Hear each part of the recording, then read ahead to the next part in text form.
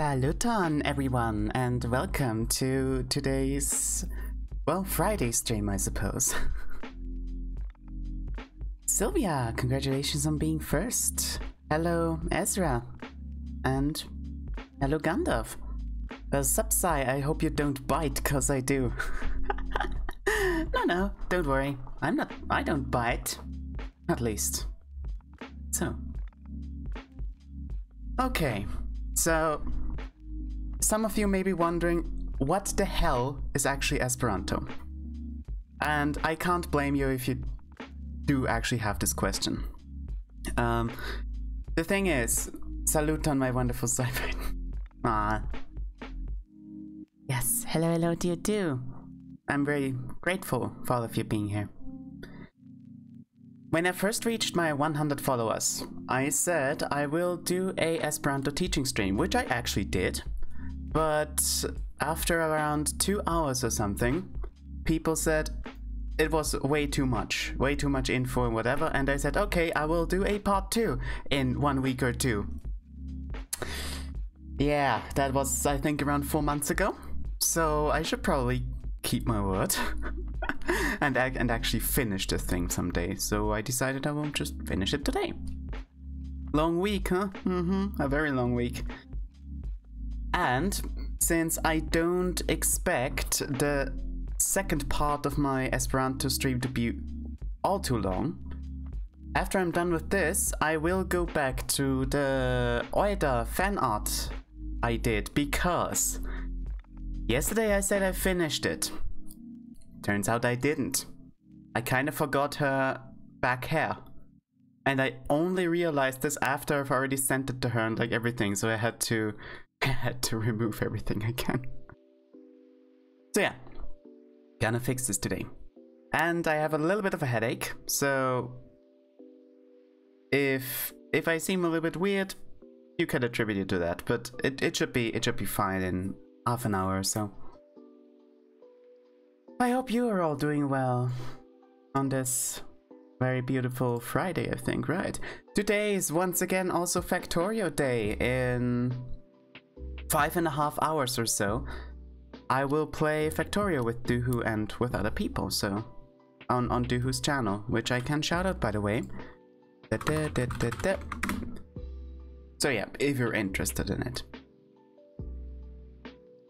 And one more thing. I've updated the rules of the stream a little bit, just a teeny tiny little bit. So whenever you find time, just skim through them.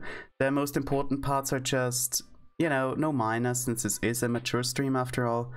And let's try to keep very heavy topics off stream and rather move into my Discord channel, because I think the streams should be a more happy place. But other than that, yeah. Okay, currently preparing a small surprise for Sai. I will deliver it in around 30 to 45 minutes. What are you planning? When do you play Gang Beast? Hello, Chase. I don't know.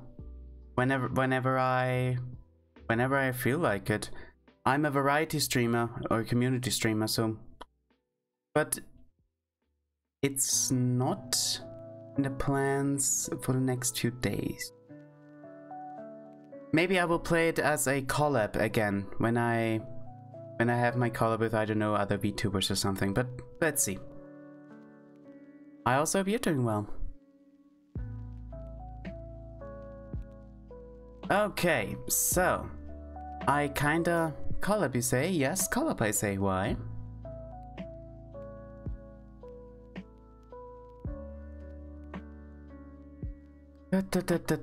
Last time when I did this, I stopped at the table of correlatives, which was something very confusing anyway, but I think I may actually repeat a few things that I said last time, just to, well, I don't know. That's the thing. I'm not really that good of a teacher. Oops. You just saw my notes. I'm not really that good of a teacher, so I'll just try my best.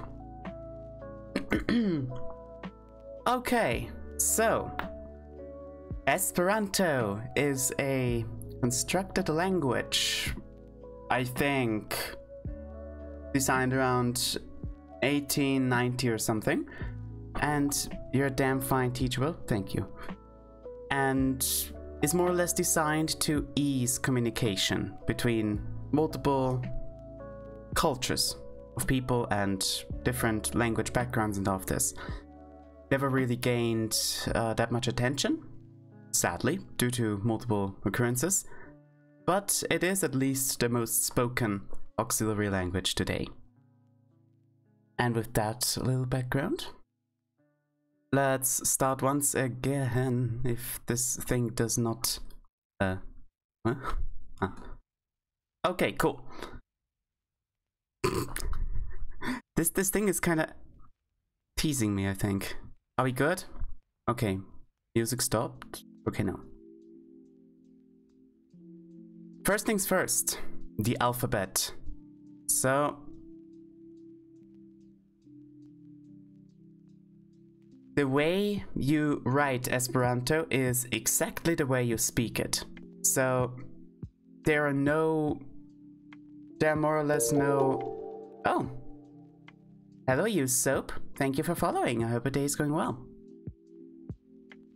There are no kind of irregularities, like for example in English. So yeah, however you write it, you speak it.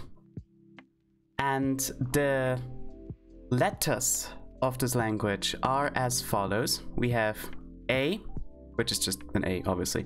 Or rather, I will speak them as they are in this language. So we have A, Bo, So, Cho, Do, E, Ho, Go, Jo, Ho, Ho. The difference between Ho and Ho is that the Ho is kind of similar to the German machen, which is a H that is more in your throat, even though this letter isn't really used that much anymore. I, yo, ko, lo, mo, no, o, po, ro, so, sho, to, u, wo, wo, and zo. Those are the letters that I use, and every single one of those letters also have a have a capital variant. So, you know, A and B and Cho, for example, is written like this. It's very similar, like even more or less identical to the Latin alphabet that we're all used to. And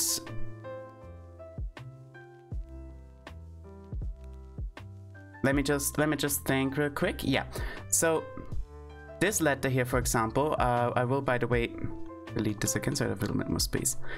This letter, the Cho, is more or less a To and a Sho. So it's Ch. And this letter here is a Do with a, you could say it's a Jo, a Jo, I'm sorry. Oh wait, me stupid. Me stupid, I kind of forgot another letter here. Ooh, oh, I'm sorry, scuff. Saluton, soap. Mi esperas que vi fartas bone. And the difference between the Sho and the Jo is more or less that this letter here has voice behind it, which means that like this here is very similar to the Gesundheit. I just said I hope you're doing well. I hope you're feeling well. To a literal translation. Can I please zoom out? No, I can't. Okay, so this letter is more or less a sh, and this letter here is a voiced sh, so you could say it's like this. It's very similar to English, as it is also in Esperanto here, by the way, that this is a s, so, and this is a zo. It just has this difference of voice behind it. Wow, you notice that I have no structure behind this. So yes, and therefore you could ask, okay, so therefore this is sho, which makes sense, but why is jo then written like a J with a circumflex? The answer is I don't know. It would make more sense to write a zo with this, but well, that's not the case. Most likely to make it more visually appealing, because we have words like giornalo, which just means journal, and I suppose it looks better with a J and a circumflex rather than a Z and a circumflex. I don't know. And I think the only mentionable letter here then is the wa, which is this here. The difference between a simple u and the wa, except of course for the bow on top of it, is that this here creates a diphthong. And what is a diphthong, you may ask? A diphthong just means that two vowels combine into one. So for example, you have an e and a u. So this, if you speak the vowels individually, they would be eu. They are clearly separate. But if you would make them a diphthong with the help of the wa, it's eu. So it has more of a gradient between it, and it takes the place of one vowel, or one syllable, if you want to say it like that. That's more or less the difference between those two things.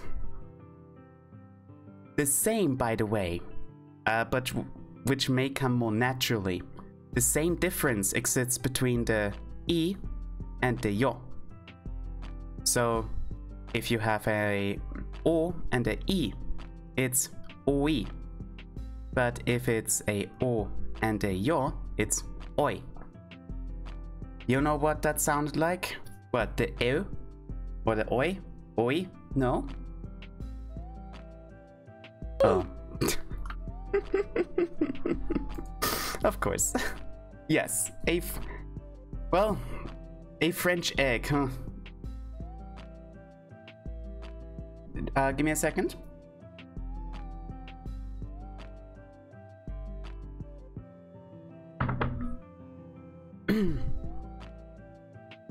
So yeah, those are the most important things about the alphabet, and that is actually it, if I haven't forgotten anything. No, this should actually be it. And as said, this alphabet is all you will need to write Esperanto, and it is also all you need to speak Esperanto, since there is no, as said, since there is no variation between how you speak things. The only thing that you may need to keep in mind is that the stress of every word is always the second to last syllable. So for example, if you have ridi, which means to laugh, it's ridi. The stress is here. Or if you have like giornalo, the stress is here. So it's always the second to last syllable, and this rule is also in place when you modify existing words. Like for example, if you add a suffix to it. So for example, just as an example, if you modify ridi to be ridetti, which is just a smaller version of a laugh, or better said, a smile, then it's ridetti. So therefore, the stress has moved back, because it's still the second to last syllable. And that's one thing to keep in mind, and with that, you can more or less speak Esperanto. Oh yeah, the R. The R is rolled. The R is more like the German R.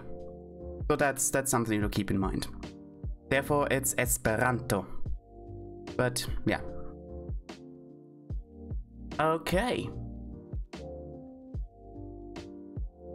Then we have the I suppose the most important type of words probably are nouns. So nouns, or substantives, however you want to call them, are words that identify either things or meanings. So for example, a computer is a noun. Water is a noun. A name is also a noun, because, you know, it can either identify a generic thing or a particular thing. But fact of the matter is, it is a noun. And in Esperanto, all nouns, with very, very few exceptions, end with O. Therefore, we have libro, which means book. Or we have, yeah, as said, computer, which is computilo. Fun thing about this, by the way, computi. The verb computi means to compute or to calculate, and the suffix il means it's a tool. So computilo means a tool to compute, which is a computer. Many words are actually built like this in Esperanto, so that's kind of nice. And Szranko, which, if I'm writing somewhat acceptable, Szranko means cupboard? Cupboard, I think. I don't know what the English word for that is, but it is definitely coming from the German Schrank, so there's that. And yeah, those are, for example, nouns because they identify things. But you can also, as said, identify meanings or ideas. So you have gioio, which means, wait, I should probably write this. So you have gioio, which means how could you translate this? The happiness. Gioiezzo would probably be better for this, but let's keep it simple. Let's say gioio. And yeah, that's that. If you want to change a word into the plural, because you don't want to say you have one book, but rather you have 2 books or 3 books, you can easily do that in Esperanto by just appending a jo.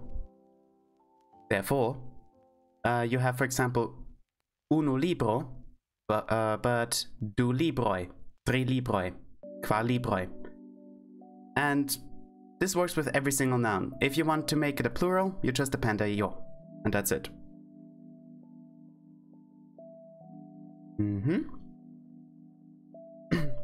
And then you have the definite and indefinite articles. So for example, in English you have a and the, which is indefinite and definite. In Esperanto, the indefinite article, or a equivalent to e, doesn't exist. There's only the definite article, the, which would be la. And same as in English, it doesn't matter if the noun that you're definiting here is singular or plural, it's always la. So it's either la libro or la libre. And that's actually it for nouns. As said, I'm just skimming over this because if you want to go into more detail here, you can always look at my first part of this, which I did months ago. But still. One more thing, this is just a side info in case you ever see it or something.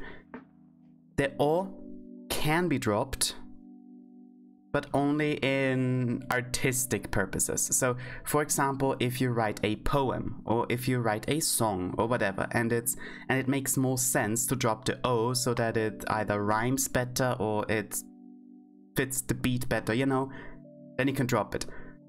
But also only if it is not in the plural or if it is not in the accusative. I will get to the accusative later on. So only if it ends with an o, you can drop it. but only in artistic purposes. And then about Esperantizing names. Esperantizing names is something pretty interesting because the Fundamento de Esperanto actually says that if you take names from other languages, you leave them as they are, but just change the writing so that it fits to the Esperanto alphabet. However, it is also kind of popular to add an O to it, you know, because it would make sense to kind of change it to a noun. Hello, fellow Linux user. Hello, Toaster. Hope you're doing well. Why? Why are you always... okay. Zayobaito. You know? Hayo Zai. Hello, Denisit. Happy to see you. I hope you're doing well today. Welcome to the stream. So, which means that if you... yeah, let's take my name for example. Back when I was still called Avele, I said, okay, my name you could Esperantize in Avalao, and that was also how I used to be called in Esperanto spaces. Well, that name is dead. I have not yet thought about... my IRL name ends in an O either way. Well, perfect. So this means that you could, in theory, Esperantize it without Esperantizing it. Okay, something is weird. I just touch my tablet and it wants to... yeah, I just touch my tablet and it wants to zoom everywhere. I suppose it's a fitting tablet for a zoomer like me. So I have not actually thought about how I would Esperantize my new name, but I suppose Zayo would make the most sense. So yeah, Zayo. There you go. If I could draw a single straight line, I said, okay. Next up, pronouns. Contrary to popular belief, pronouns are not only used to say what you're like, is not just an internet phenomenon, but rather pronouns are used to refer to something, that was already mentioned in a sentence, or if it's, you know, if you can gather from context what you mean. Zayo almost sounds like Zion. Well, you're not wrong with this. I said I have not yet really thought about how I would Esperantize my name, because, well, I need to be absolutely honest. I'm lazy. Thank you for hosting me, by the way, Toaster. Does this actually... huh, it's really interesting. Sometimes it's really interesting. Okay. Therefore, examples of pronouns in English would be I, or you, or he. You know, everything that refers to a noun that was previously mentioned. So, I, in this case, would be replacement for Zai. You would be replacement for chat. You know? This is actually what pronoun literally means. It stands for a noun. But yes, besides that. In Esperanto, those pronouns are me, which is I. I actually wonder if I should write the English pronouns first and then the Esperanto ones. I think that is smarter. So we have I, which is me. Then you have we, which is ni. Then we have you, which is vi, which I will go into more detail after this, but there is a second you, which we'll say very shortly. He, which is li. She, which is she. Then it, which is G. They, which is ili. How would I translate C? Is Esperanto Latin based? Yes and no. Esperanto is actually based on multiple European languages. So I think if I got it correctly, the pronunciation is based on Slavic languages. The way words are built is based on Roman languages, and vocabulary is taken from many different European languages.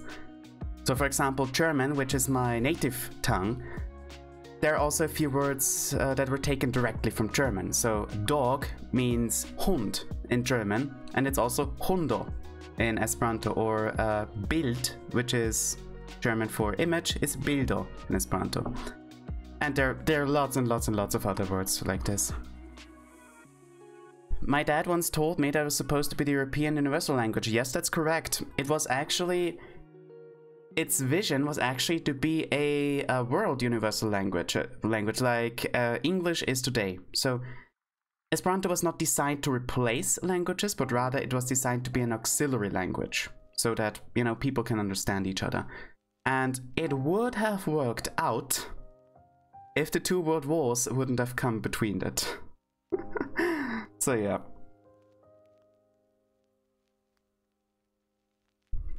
So there's also the reflexive pronoun si. Some words sound my native tongue of Portuguese.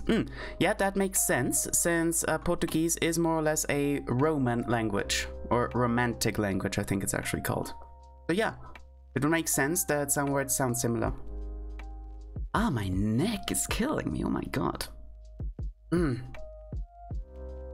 I had the weirdest dream today. I legit had the weirdest dream today. I dreamt that aliens were invading Earth and I was running away from them, just similar to Combine in Half-Life, and that they were following me to my apartment. Like it was so weird. And this is probably the reason why I slept really badly today, and the reason why my neck hurts. So as said, don't be surprised if I'm a little bit foggy once again. But it should be okay. Stop scrolling. Oh my god. Okay. Are we good? Yes. So we have the reflexive pronoun si, which more or less means like himself. Oh, wait, no, better than that. Self.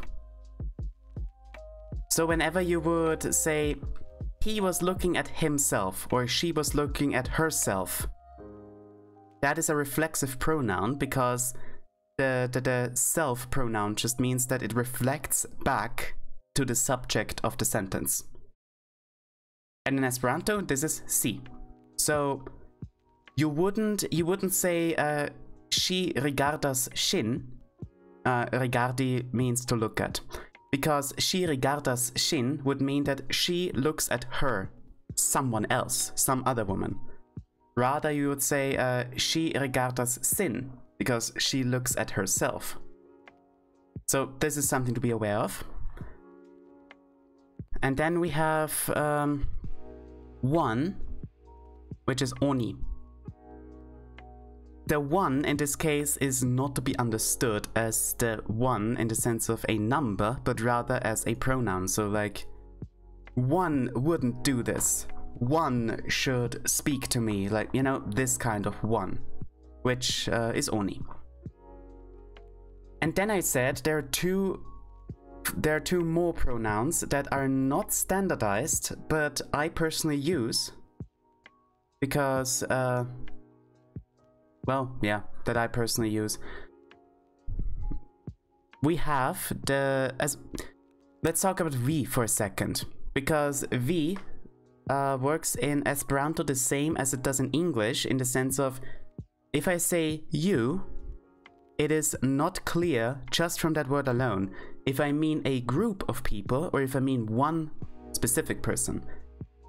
many other Germanic languages actually differentiate between a singular you and a plural you. In the case of German, this would be du and ihr. But English doesn't have this differentiation. It had it once, with the though. Though was a singular you and you was actually the plural you. But it was dropped. For the sake of clarity, I think it actually makes sense to have a pronoun that is a singular you. And in this case, or for this case, singular, we have sie. As said, it is not standardized, but I think it's pretty well understood if we use it. And the other thing, he, she, more or less are automatically gendered. So you can use ri, wait, I write they once again, but in the singular, which is ri. So whenever you use the singular they in English to refer to a person without actually saying their gender, you say ri in Esperanto. Okay, those are the pronouns. As said, by the way, if there are any questions, it doesn't matter what kind of questions you have about Esperanto, I'll try my best to answer them and you can always ask. Okay, let's separate this again. Okay. Now we have grammatical cases.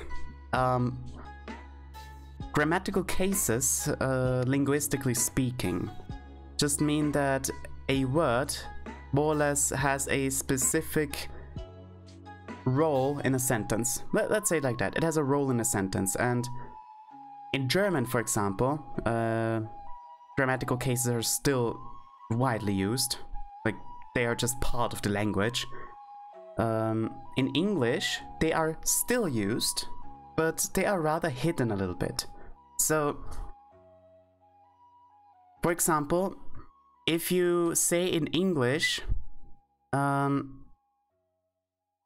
I love you, for example, then the I here is in the nominative and the you is in the oblique. That's just the way it is called in English. The oblique is more or less a combination of dative and accusative, for those who know the grammatical cases a little bit. And it is not immediately obvious, especially if you use just normal nouns like Adam loves Eve, for example. You don't notice that it's oblique. However, if you turn this around, is this the eraser? Yes. I said is this the eraser? Okay. But for example, if you turn this around, like you love I? No. You love me. Because now this word here is in the oblique. It is a different case, and therefore it's a different word altogether. Hello Gooey, happy to see you. How are you doing today? And this is how grammatical cases work. In English they're a little bit more hidden, but they still exist. In Esperanto, there are literally only two grammatical cases. Just two. You have the nominative and you have the accusative. The nominative is more or less the normal form of a verb. So if you have libro, that's it. That's the nominative, and it's the normal case. The accusative, however, to write the accusative, you would write a N after the word, so it's libron. And the accusative is used as the direct object of a verb. So whenever you use a verb which does something to a specific object, then you need to set it in accusative. So many things to go into detail here, but to keep it simple. So for example, we had regardas, which means to look at. By the way, doing fine. Going for a quick purchase of snacks now for the drive back to Austria tomorrow. Hey, I'm looking forward to seeing you again. I seriously am. So if we have the regardas example again, so me regardas vi, which would mean I look at you. However, the direct object of regardas is this, because what am I looking at? At vi. Therefore, it is the direct object, which means, well, let's say it like that. Look at is probably not the best example, because look at would more be translated as regardas al. But regardas something as a direct object more means observe. I think that would make the most sense. Therefore, this needs to be in the accusative. The same with love, by the way. So if we take the example we had before, so Adamo amas.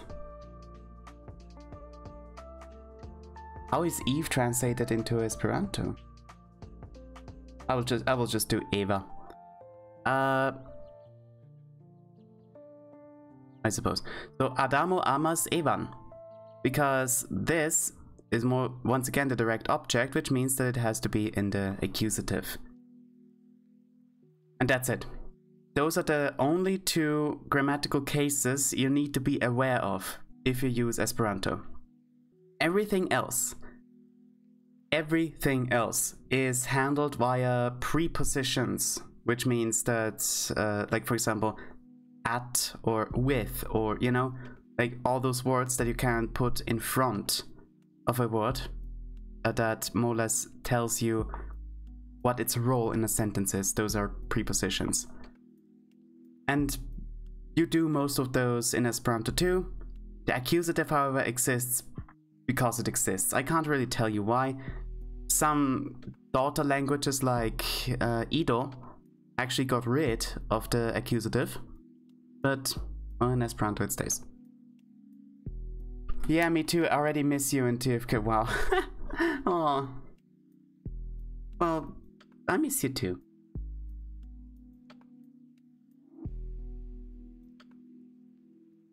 Adamo Adamas.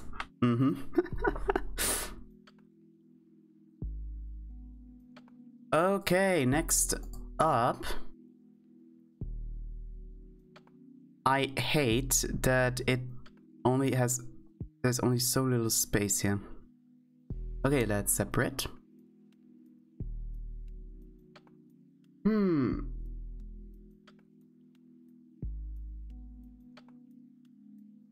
I will tell, like, the verbs, I will tell you a little bit later after the adjectives.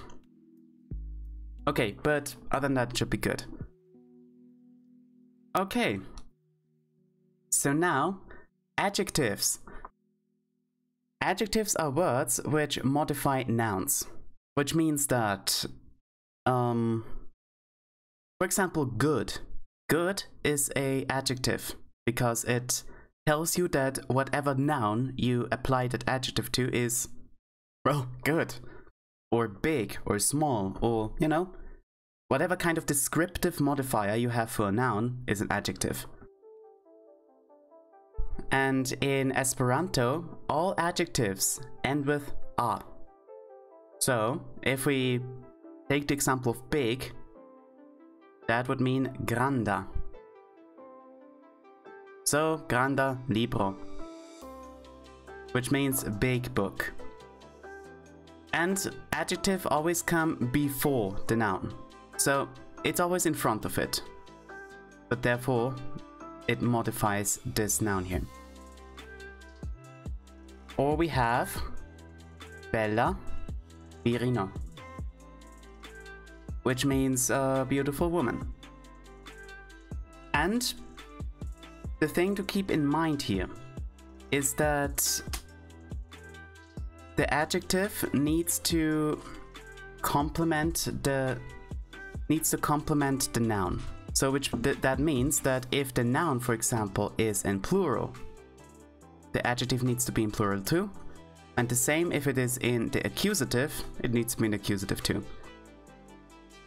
This may be a little bit confusing in the beginning, but you will get used to it after a while. And by the way, if you have a word that is in the plural and in the adjective, you write the yo before the n. Always. So it's virinoin. Virinoin. This should be more clearly an n. And adjectives have 3 different stages. They have the positive, comparative, and superlative, as it is called in linguistics. And the best example for this is once again English. So I'll take positive, then comparative, and superlative.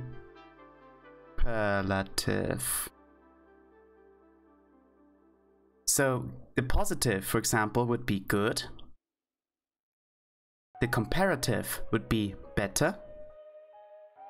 And the superlative, the best. So comparative really means like comparing stuff. Because if you want to say, you know, thing A is better than thing B, you're comparing 2 things, and therefore you're using the comparative of the adjective. And superlative is the form of the adjective you use if you want to say something is like the most out of something. So the most beautiful, the best, the biggest, you know. And in Esperanto, you do this by adding a preposition to your adjective. So if we take some kind of adjective again, let's say bona, because bona means good. So we have bona. Oh, I accidentally wrote bonne, which is also correct. Bona, which means good. Better would be pli bona. And the best would be play bona. With a la in front of it. La play bona. And you do this with every single adjective. It is very much comparable to the English form of more and most. So beautiful. I am beautiful. You are more beautiful. She is most beautiful. Esperanto works the same way, but with every single adjective there is no differentiation. Bona plot bona gus. God damn it! Nobody will understand the reference. Surprise successfully delivered. Yes, thank you, Frozen. The problem is, however, I will not be able to eat it during the whole stream. So, gut besser gösser. To explain to the English-speaking people, gösser is a kind of... Is it beer? I think it's a beer, isn't it? And in German, it's gut, besser, and das Beste or die Beste and all this. Once again, positive, comparative, superlative. And they kind of play on the fact that gösser kind of sounds similar to besser. So the motto is gut, besser, gösser. Stupid joke, but whatever. Well, when you're doing your meeting, you can eat some. You had some coffee.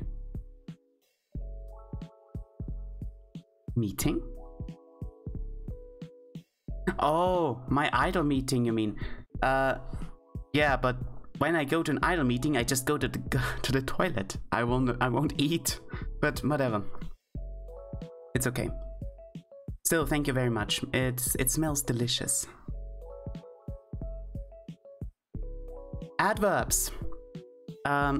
Adverbs are more or less adjectives for verbs. That's it. So in English, for example, an adverb is like, okay, let's say like that. Adverb in general means it modifies a verb. That's it. And in English, for example, if you have good, which means, well, something is good, and that is an adjective.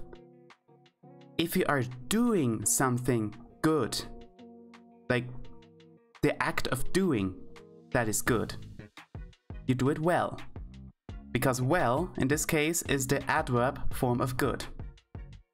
In English, you can most of the time actually form adverbs by appending a ly at the end. So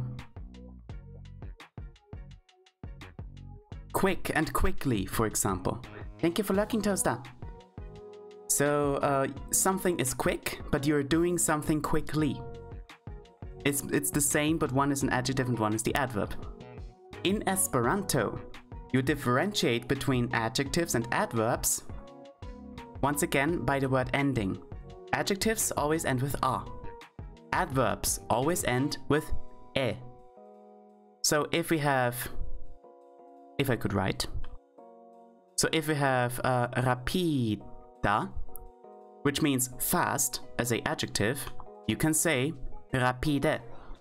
And rapide means quickly. God damn it! Stay like you are. Why is it so difficult? So, I don't know, you could say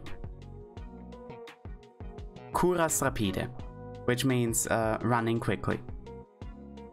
And that's actually it about the adverbs, because everything else works the same. If you want to say something worked out better than something else. Oh wait, no. It was done better than something else. Yeah, let's say it like that. You can say fari or done pli bone. Those are two separate words.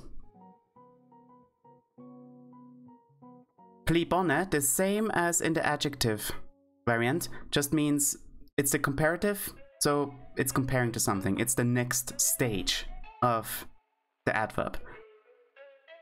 And the same with superlatives, so you can say fari play bone or something. Like, I'm sorry I don't have that, so many examples currently.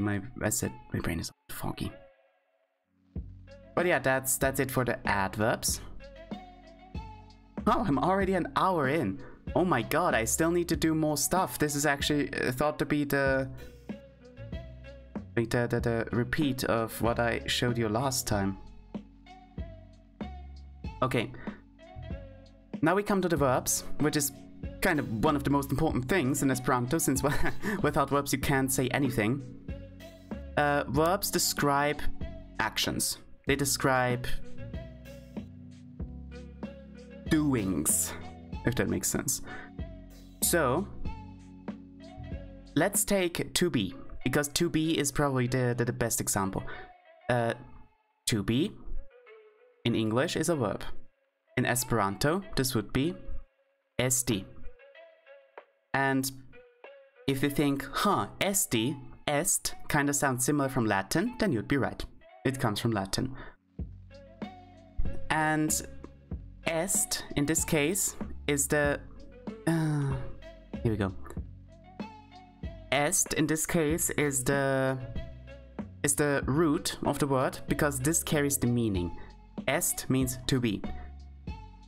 And now, you can add multiple or different endings to that verb, depending on what you want to say. So, the infinitive, or the base form of a verb, has the ending e. So in this case, esti. But there are different kinds of endings. So e is for the infinitive. We have as for the present. Is for the past. Os for the future. us for the conditional and u for the imperative.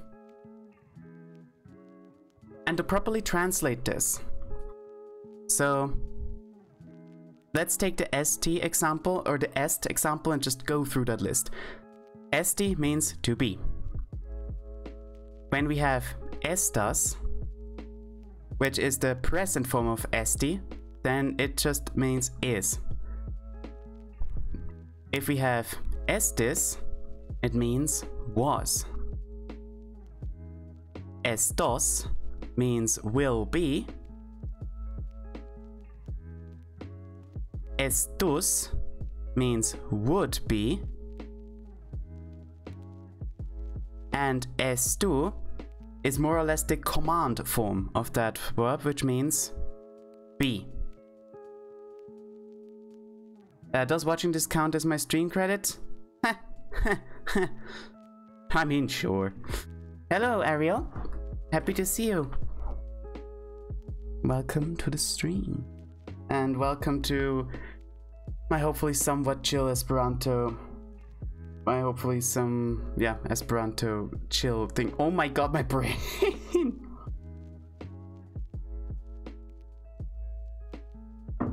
Esti au ne esti. You know what? I think that is actually how you can say it in Esperanto. Esti au ne esti. Ĉi tiu estas la demando. Oh well. And as you therefore notice, the est is always the same, but the ending says what kind of mood and or time it is. And if you wonder what the difference is between us, like the us, the estas and estus, the conditional means that this verb goes into effect when a condition is satisfied. In English, this is actually would. So, for example, I would be going if she also goes. Or, I would be happy if I had money. Which means that the first sentence is only true if the second one is also true, which means that the verb needs to be in the conditional. And in Esperanto, you do this by using the us ending. And the u ending, as said, is the imperative or the command form. So if I tell you manjo, then it means eat as a command. Do it, eat. And yeah, that's actually it. The thing that makes it a little bit more difficult to explain it in English is because, as you maybe notice, English only really has 3 different forms of verbs. You have the infinitive, you have the present, and you have the past. You don't really have more than that, because if you want to form the future, you need the if you want to form the future, you need the infinitive with a auxiliary verb, in this case will. If you want to form the conditional, well, it's infinitive with an auxiliary verb. You want the command form, well, it's the infinitive without the to in front of it. So yeah, it may be a bit harder to explain for native English speakers, but I hope I get the point across pretty well, hopefully. Fun fact, for those who are interested in linguistics, the future tense doesn't really exist in many languages, or in many Germanic languages or languages that came from Proto-Indo-European. Many future tenses are actually formed via an auxiliary verb. The same is in German and, like I said, many other Proto-Indo-European languages. The reason behind this is that that's because English speakers are obsessed with the future. Well, rather not. It's kind of funny. It's kind of funny it's the other way around. Proto-Indo-Europeans did not have a concept of the future.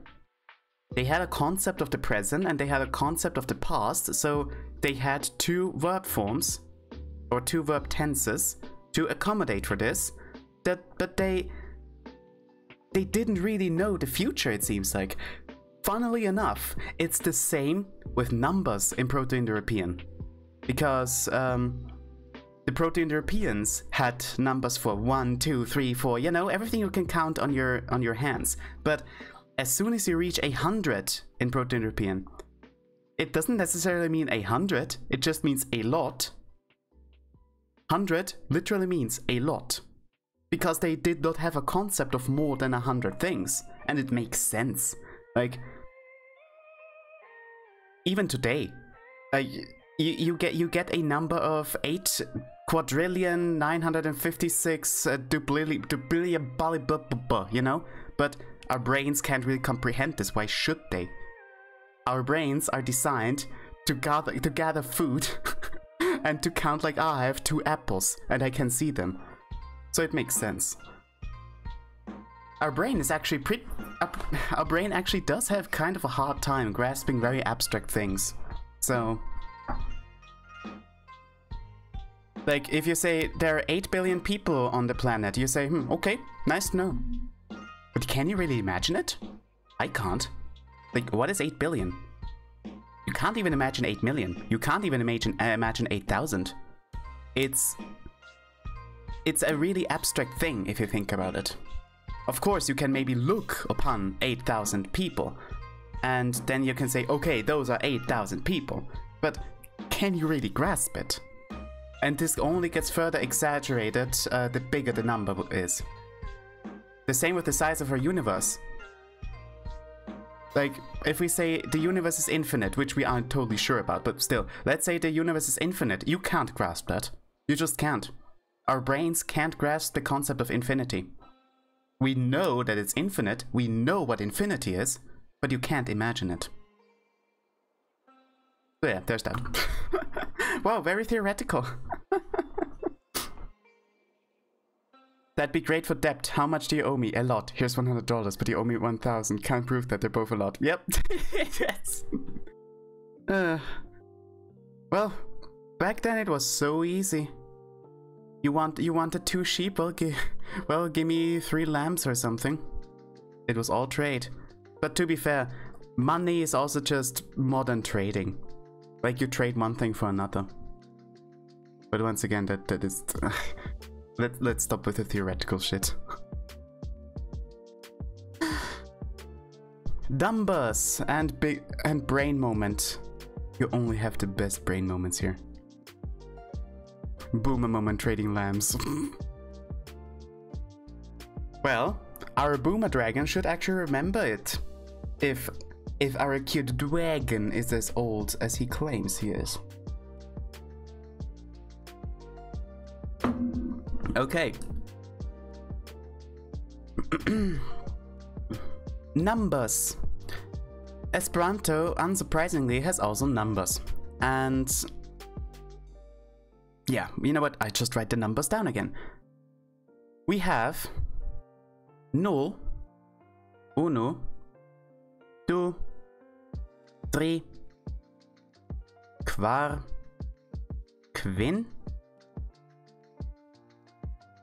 6, if I can write, 7, 8, 9, 10, 100, 1000,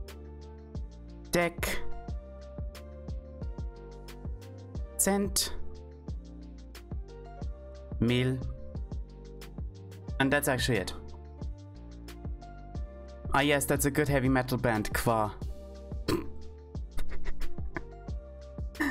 It does sound kind of heavy. It does sound as heavy as Trenfett.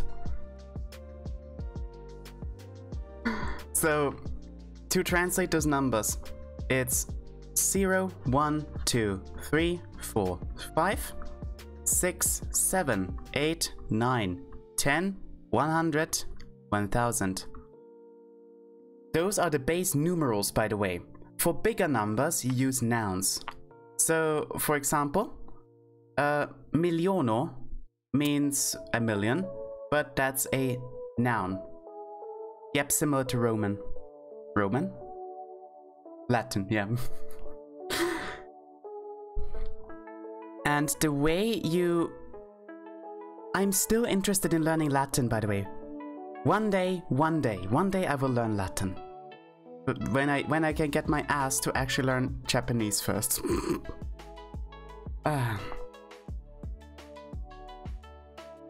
And the way you form more complicated numbers is by, if you guys know how the Japanese form numbers, then I'd be happy to learn together. Well, thank you for the offer. But as said, I should probably learn Japanese first. If you wanna, yeah. So for example, if you have 18. So let me scroll down for this a little bit and let me make more space. 18 would be written as dek ok because it's 10 and 8. Once again, it's zoomed without my allowance. Allowance? Whatever. If you wanna write 35, if you destructure it, 30 is actually 3 times 10. So what are you gonna write? 3 dek quin. It works really similar to the way the Japanese do it. Or the Japanese and the Japanese language does it. And this works with any kind of base numeral you have. Even way more complicated numbers. So let's take, for example, the next 2153. For example, this would be 2 times 1000, 1 times 100, 5 times 10, and 3 times 1. If you look at it like that. So you write it as 2000 cent. The reason you write cent and not 1 cent is because if it's just 1, then you don't write the 1. So it's just cent and not 1 cent. So 2000 cent quin dek and then 3. And as I said, you can do this with everything. You just destructure the numbers more or less. It comes with time. And the bigger numbers are just nouns, as said. So you have miliono and... I don't actually know the bigger numbers, to be fair, because I never used like absolutely huge numbers in Esperanto. But even 100,000. 100,000 would be centmil. So most numbers you can actually pretty much speak and write with the base numerals. By the way, some write null as null and some write null as nullo. I don't actually know which thing is correct. I actually think nullo is correct, but let's be honest, null makes more sense. However, to not tell you any kind of mistake, I will just look it up real quick, what it actually would be.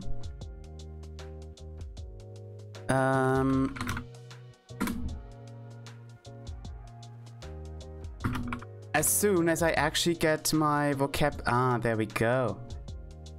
Okay, and I want... Oh my god, Vortaro, please. Thanks, okay. So, 0. Okay, both are correct. So it's either null or nullo. I suppose it really depends if you either use it as a noun or just as a base numeral. And contrary to popular belief, I don't know everything about Esperanto. I don't think anyone knows everything about Esperanto. There are certain rules you can learn, but Esperanto is still evolving to this day. One thing that, for example, is still going on, I think that is still an active debate, is in standard Esperanto, or the Esperanto that is described in the Fundamento de Esperanto, every word is the base in its base form male, so viro, which means man, and if you want to make it female, you have to add the in suffix, so it's virino. If you want to be gender neutral, you must say persono. And one debate that is currently going on is if we make those words the base forms, so viro would be the base form for person, and male would be viricho, and female would be virino. I don't think they have actually come to any kind of solution for this yet, because there would also be... I mean, it would make more sense too, because, for example, if you have doctoro, it would actually make sense to say doctoro is gender neutral, because, well, it's just doctor, you know? And then you have doctoricho and doctorino, depending on if it's a man or a woman doing this profession. But yeah, that's still going on. But what I want to say, Esperanto is still evolving to this day, because people are speaking it, people are using it, and the Academio de Esperanto is more or less always looking how to improve the language, but still keeping it loyal to the way Zamenhof designed it, which is also pretty important, I think. It's actually really important that there is a central force that tells us how Esperanto should work, because if everyone forms their own version of Esperanto, then it's not really an auxiliary language anymore, is it? Because then everyone uses some kind of different vocabulary and then it's useless. But that's just my personal opinion. Disregard this. Okay. Then we have conjugations, yesn't. Yes, yesn't, and no yes. Conjugations are more or less combination words, if you want to say it like that. So if you have a sentence A, so sentence A and a sentence B, and you want to combine them with a and or an or a because, or you know, then you need a conjugation, which in this case would be and, or you know, whatever. And there are also quite a few conjugations in Esperanto, and I think the most important ones are... By the way, the reason why I skim over all of this and not necessarily go into detail is because vocabulary learning is something that everyone needs to do individually. I can tell you how the grammar works, I can give you examples about how to use that grammar, because grammar is more or less a little bit faster explained, more quickly explained, but vocabulary, everyone needs to do this on their own if they're interested. So, there's that. As soon as... okay, so we have kai, which is and, we have au, which is or, we have char, which is because, we have ankau, which means still, and all of this. So those are just conjugations, they combine either words or sentences. Not much more to it. Also, I forgot to explain one small thing regarding verbs, which may actually be kinda important. Just let me make space here real quick. So, I talked about direct objects before. A direct object of a verb. There's also an indirect object of a verb, and a verb sometimes doesn't even need a subject, or it only needs a subject. It very much depends on what kind of verb it is, and there are 4 different classes a verb can fall into. And by the way, this is more of a linguistic detail than it is really important for Esperanto, but I think if you understand the concept behind it, it would make things easier to understand. At least that's my approach to this. A verb can fall into one of 4 different classes. In this case, we have impersonal, we have intransitive, transitive, Why did I make a transitive and a detransitive?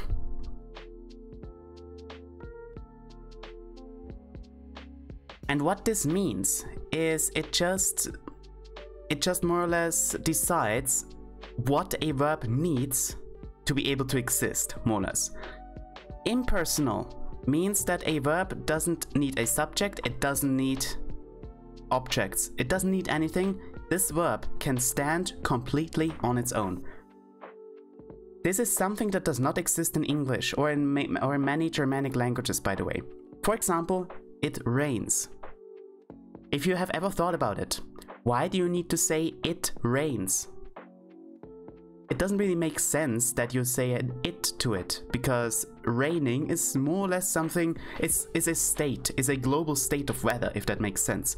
The reason, however, why you need to say it rains is because of a limitation of the English grammar, because impersonal verbs do not exist. In Esperanto, however, impersonal verbs do very well exist, and rain or pluvi is an example of this. If you want to say it rains, you can just say pluvas. And that is a legal sentence. Pluvas, it rains. Nejas, it snows. Brilas, it shines. Or it's shining, you know, in this case. If you don't need to add a subject to it, then it's impersonal. And then you have intransitive, transitive, and detransitive. This just means how many objects does it take. Intransitive takes 0, transitive takes 1, and detransitive takes 2. So for example, what are good examples? I walk, for example, I walk in English is an intransitive verb because you don't need to tell more than this. Walking needs a subject, and in this case it's I, and that's it. So it's intransitive. Transitive needs a direct object. So love. I love. If I just say I love, then you probably ask, you love what? The reason behind this is love is a transitive verb. So you need to give it a direct object. I love you, I love him, I love her. And then you have detransitive verbs, which takes 2 objects, a indirect and a direct object. So for example, give. I give you. So, okay, I give you, you told me the indirect object, which is you, but you didn't tell me the direct object in the sense of what. You gave me what. So therefore you need to give it 2 objects. I give you my car. And that's more or less it. So I should probably write this down if I think about it. Examples below. By the way, I am really trying my absolute best to explain all those concepts as simple as possible. If something is unclear, then please don't be afraid to ask. Or if you just don't care and wanna vibe and wanna chill in the background, that's also completely okay. But yeah, as said, in case something is unclear, please do not hesitate to ask. Okay, so verb examples. We have impersonal, which doesn't exist in English, so we do it like this. Then we have intransitive. I walk. Transitive. I love you. And then detransitive. I give you my car. Right. And therefore, how do I... Let's do it like this. this is the direct object, so it's in the accusative. And this here is the indirect object, so it's in the dative. And this is the direct object in the accusative. So DO, direct object. Wow, this is kinda devolving into a general linguistics class.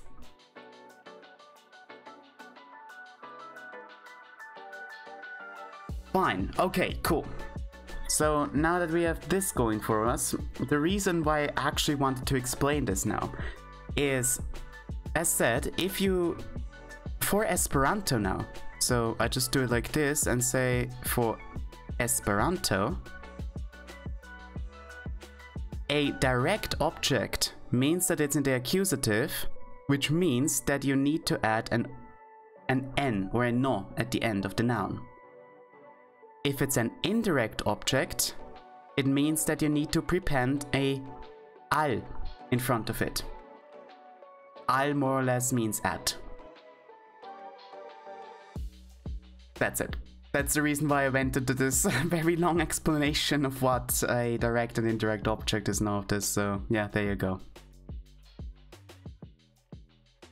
Cool. How far are we actually in? But I think we should actually be pretty... Yeah, we only, like, I only really have to show you now the table of correlatives, the table of affixes, even though a table of affixes is more or less a vocabulary thing, and then how participles work. And then we should be good. Then I've shown you everything that is at least important for the beginning of learning Esperanto, which means that I can then finish the Euro summer piece. Ha. But yes, let's continue. The table of correlatives. I went into much more detail last time when I showed this on stream. The table of correlatives is more or less in English you have the words for, what, when, why, and all of this, you know? In Esperanto, those are formed like this. So if I explain this real quick. Here you can see that those are the types of what you want to interrogate or demonstrate, you know? So either it's a kind or sort of thing, a reason, a time, a place, emotion, and all of this and all of that. And then, what do you want to do with this type? Do you want to ask for it? Is it in the interrogative? Do you want to demonstrate it? So do you want to say this or that? Is it the indefinite? So something, some whatever. Universal, which means everything from this, and negative, which obviously means the non-existence of.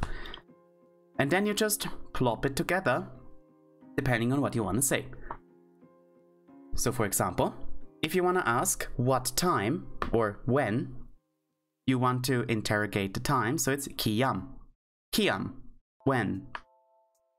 Or kio, which is interrogative and a demonstrative pronoun as it is called here, but it's more or less a thing. So kio means what? And the same for demonstrative, so tiam means then, that time, tie means there, ts, it's that one, etc. It should hopefully be somewhat obvious how they work, and one of the cool things about this is that you can build words with this for which there are no simple translations or representations in English.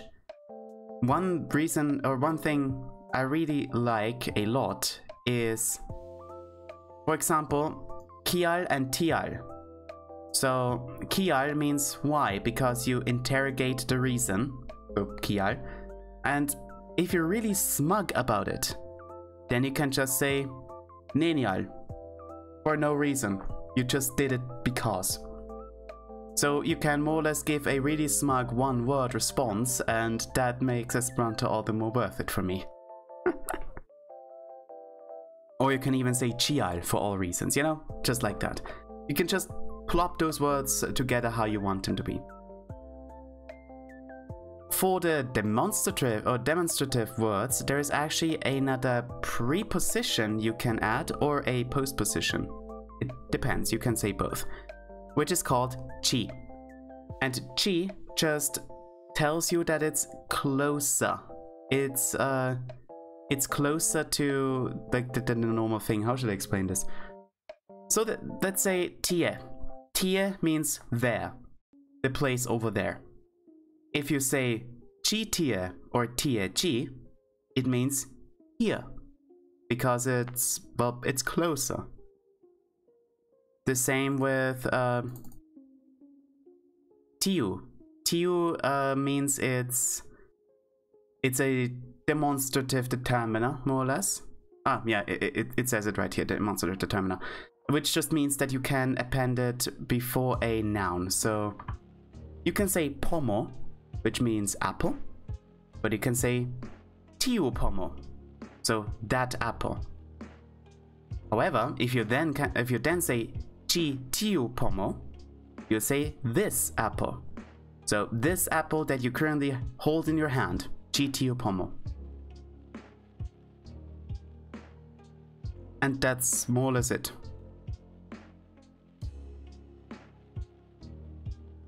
Those are the table of correlatives. Last time I drew a very complex table of this, but I realized it's probably easier if I just show you the table, because why not? It's there for that reason. If you guys want to take a closer look at it, here's the link. And now, there's also the table of affixes, which I will also show you real quick, but I won't go into detail because this counts as vocabulary. In Esperanto, you can modify words very easily by appending affixes. Which means that if you have a base word which means something, then you can add a prefix or a suffix to it and it means something else. And you can build many more words with this. So for example, if you have ar means a collective group without a specific number. So what you could say with this, homo means human. So homaro means humanity, because it's a group of humans. Or a means that it's a place of something. So caffo means coffee. So cafeo is the place where coffee is served, more or less, so a cafe. And you can do this with lots of things. I think one of the most important prefixes actually is mal, because mal means the opposite. So if you have bella, which means beautiful, you have mal bella, which means ugly. Or granda, which means big, you have mal granda, which is small. Which means for most things you actually only need to learn one word. It even goes as far for left and right, because oh my god, give me a second, I don't want to say anything stupid here. Okay, I was right. So for example, dextra. Dextra means right. So if you want to say left, like right in the direction. So if you want to say left, it's maldextra, because it's the opposite of right, you know? And this extends to almost every single word out there. So, once again, for everyone who is interested, here's the link. And I think the last important thing I need to show you is participles. And this is actually where we stopped last time, and it's kind of ironic since it's the one single thing that is still missing. But, well, after this, we're more or less done. So, participles mean that they represent a object in a kind of state. don't really know how to explain that well, so let me give you an example. Esperanto is actually the best example for this, because espero is actually translated to hope. And then we have the following suffixes. We have ant, int, ont, and und. And if this seems a little bit familiar, like the verbs like as, is, os, and us, the reason is, well, that is the reason. Because ant means, how should I explain this? Ant means that it's a thing that does this in the present. So if we have Esperanto with the ant suffix here, it means the one who hopes. Because it's a object that does this in the present and it's active. It actively hopes in this case. Which means you could also say Esperinto, which would mean the one who hoped, because now it's in the past. The same with Esperanto, the one who will hope, and Esperanto, the one who would hope. So, and you can do this with many other words. So, for example, if you have ludo, which means game, you can form ludanto out of it. So it's ludo with the ant suffix, and that would mean the one who games, the one who plays. So, player. Or, like, what else is there? Comenzanto, for example. So, comenzi means to begin. Comenzo, therefore, the beginning. And comenzanto is the one who begins, or beginner. I suppose it could be very easily translated by adding a... Like in English, it's when you add an at the end. So play, player, begin, beginner. You know? In Esperanto, it's the same with ant. But you can give time information with it. So, ludinto, a former player, for example. Ludonto, a future player. Ludunto, a player who, like, a would-be player, if something is. So you can form those things in English too, but in Esperanto you can do this with one single suffix. Or, yeah, with one suffix instead of needing an auxiliary word. And those things are the active forms. So it's active present, the active past, the active future, and the active conditional. So, conditional. However, there are four more suffixes that go into the correlatives, and those are at, it, ot, and ut. And those more or less mean the same thing, with the slight difference that this is passive. So it's once again passive active. Oh, passive active, yeah, I'm also passive active.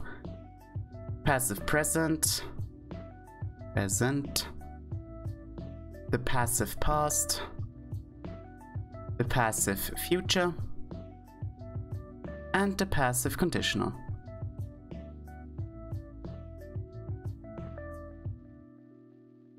What would be a good example for a passive participle? I mean, we could form, like, that's the thing. In Esperanto, you can form many words that are grammatically correct, but don't necessarily need to have any kind of specific meaning, you know? So, for example, if we... It zoomed again, but oh well, whatever. So for example, if we take the ludanto example and we write ludato, then this means the one who is played.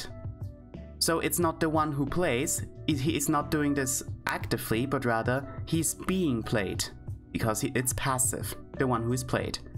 The same with ludito, the one who was played, ludotto, the one who will be played, and luduto, the one who would be played.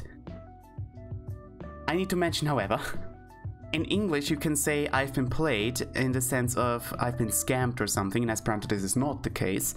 It's just a coincidence that it sounds like this right now. But yeah, so I'll just write real quick if I can zoom out again. Yeah, so the one who is being played. Let's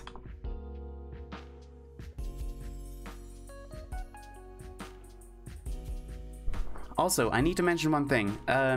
This who here, this doesn't necessarily need to be a who, it can also be a what. So the active as well as the passive participles, they can either refer to a thing or a person, it doesn't matter. So you could in theory say that a game by itself is also ludato, because it's the one that is currently being played, because you know, you're playing a game.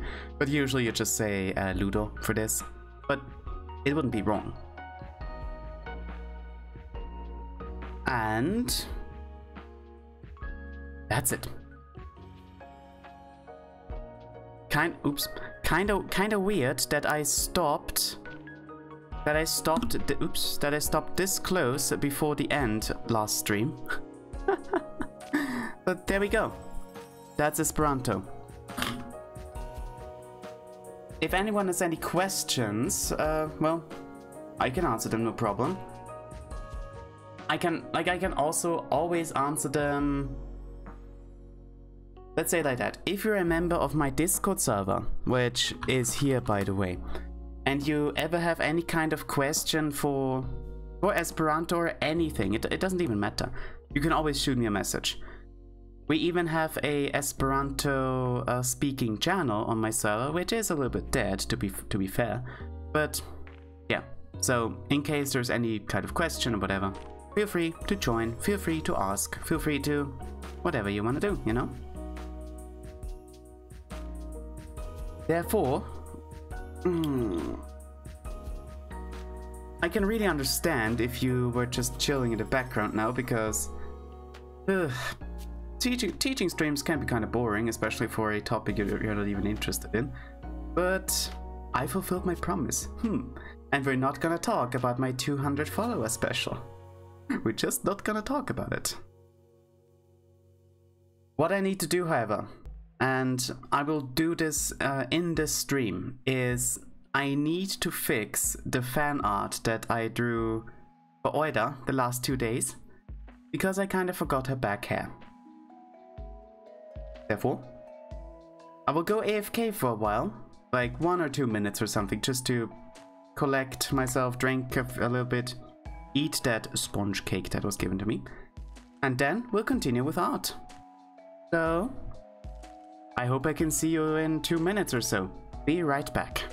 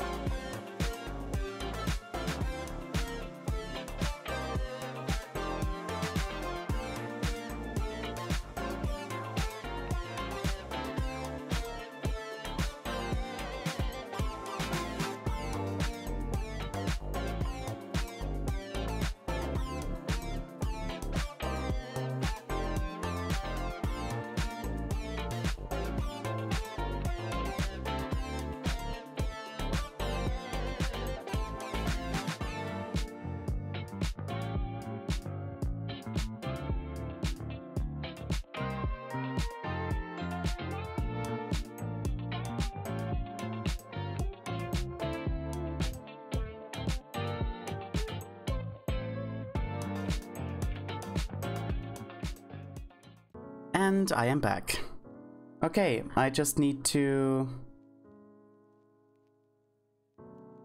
change the stream information. Okay, so this time. That is blessed. Hello, Yace. How you doing?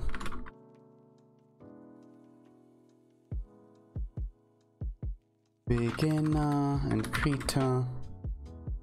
Done. Perfect. Okay, so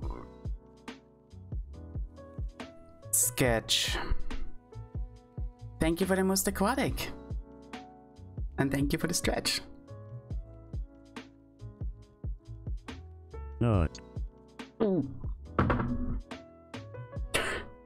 God damn it. Okay.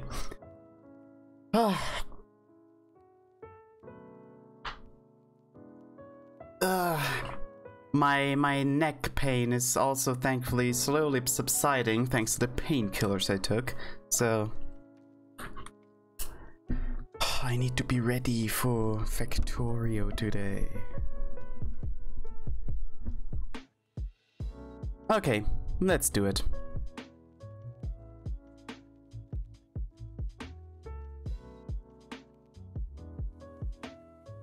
So the problem that I had is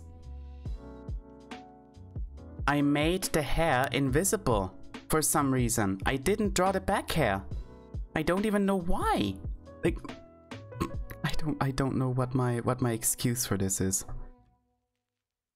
But whatever. I'm just gonna, you know what? I'm just gonna make everything invisible. The complete line out. I'm also gonna make the coloring invisible. I'll add a new layer, which I will call back hair, which I will then move into line art. 6 pixels. And for the sketch, I think if I just have, yeah, if I just have this hair visible here, this should be good. Especially the back and the middle. Oops, sorry. The back. Yeah, I only need to draw the back. Cool. Let's do this. The signature can stay. Back hair. Oops, what?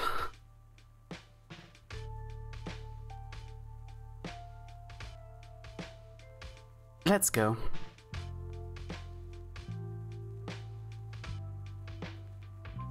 I forgot to set the color to black.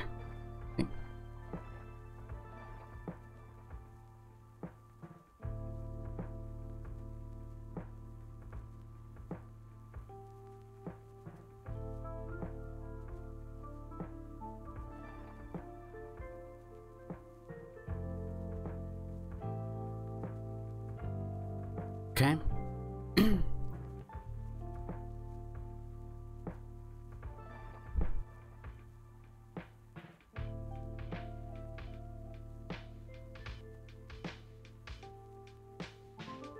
I hope all of you are having a very relaxing Friday evening, by the way.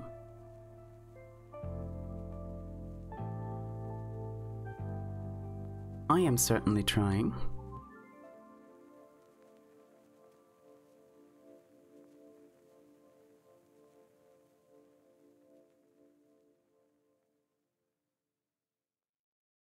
Mm-hmm.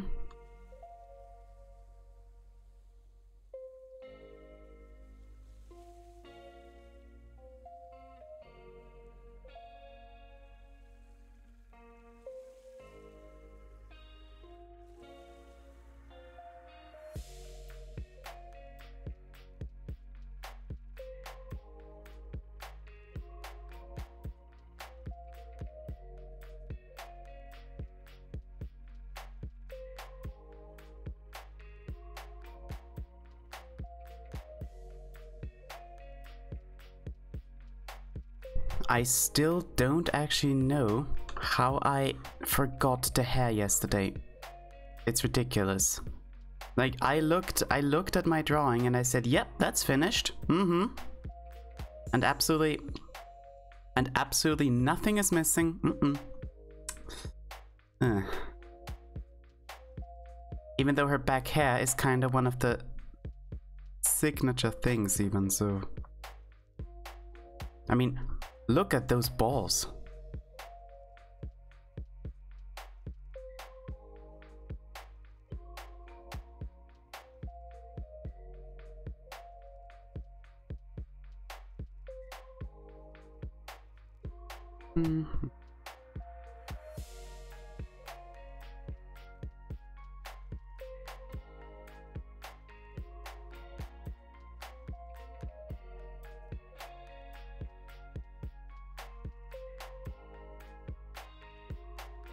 Yeah, that's good.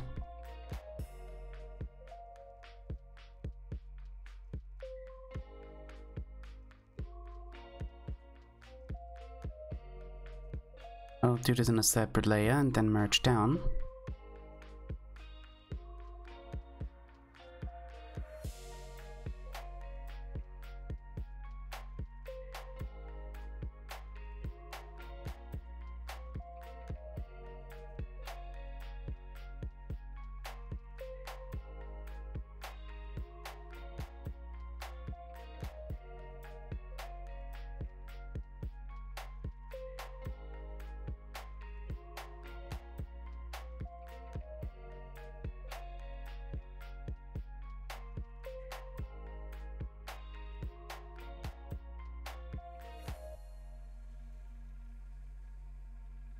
Come on.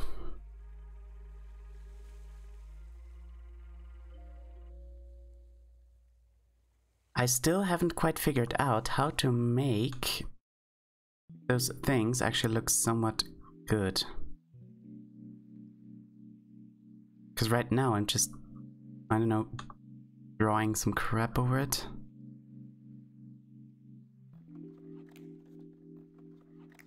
Maybe I can, yeah.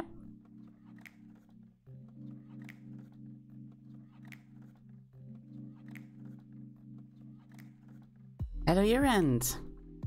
Welcome to my stream. I hope you're doing well today.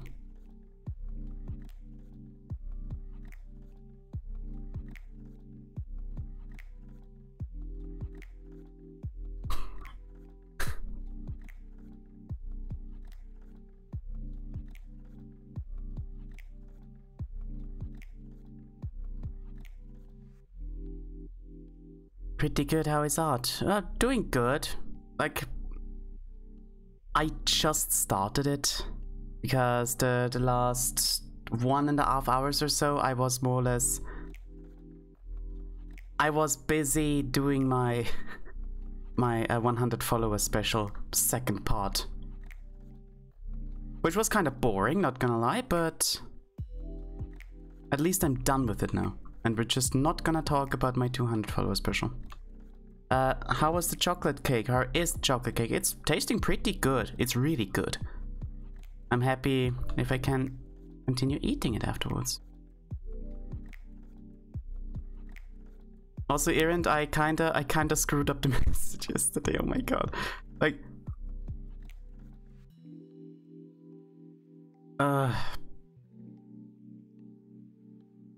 I don't even know if you noticed it or if a mod has just bonked me before you could even read it.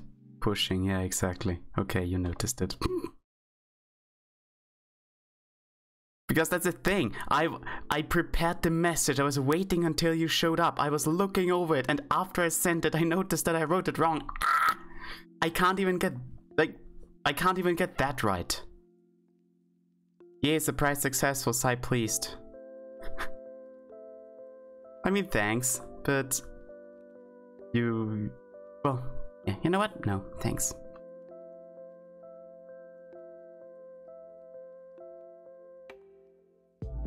How is your project actually going along, Erend?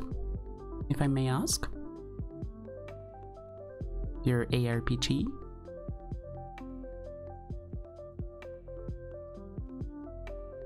Enough times I've screwed up a perfect joke with a typo. Mm-hmm. It's just, it's very hurting. It's very painful.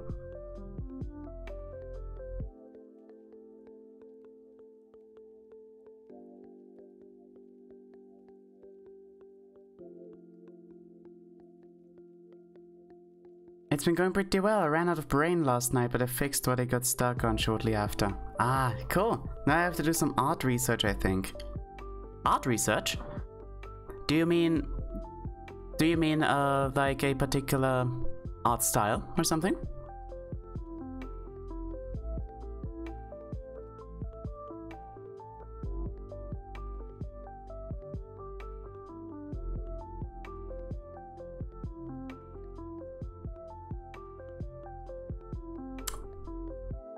Ah. How am I gonna draw this?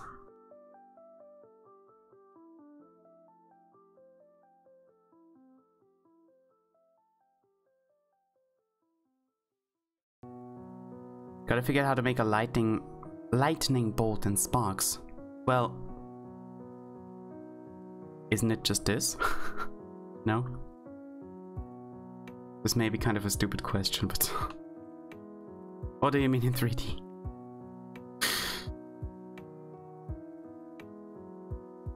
Done, thank you.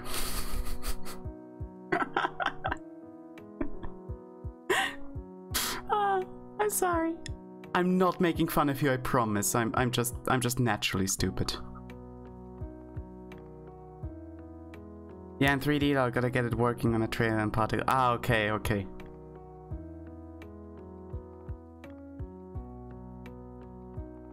Well, I'm sure.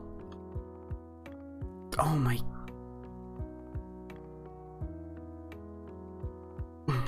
Okay, I'm sure there are some example models you can take a look at online. But I suppose you need. Right, for what do you need them? For a weather system?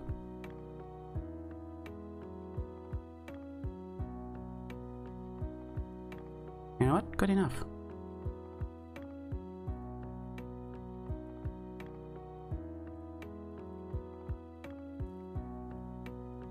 Hell yeah.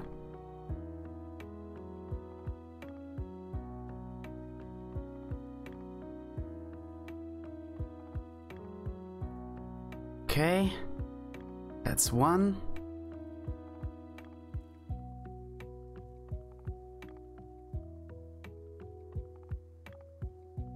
This will be for my teleport skill actually. There will be a trail behind the character that looks like a lightning bolt and some sparks when the effects copy. Ah, okay. I imagine that to look pretty cool.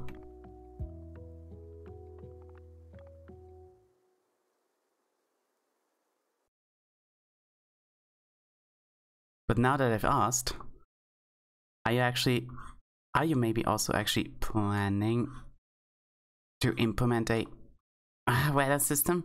Please. Yeah, good enough. Music?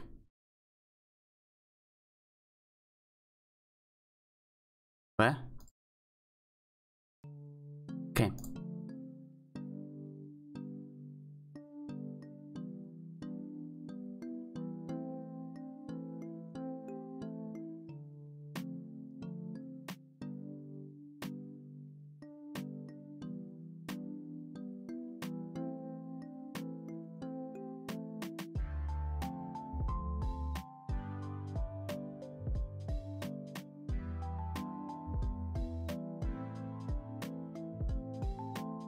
That will probably be weather eventually.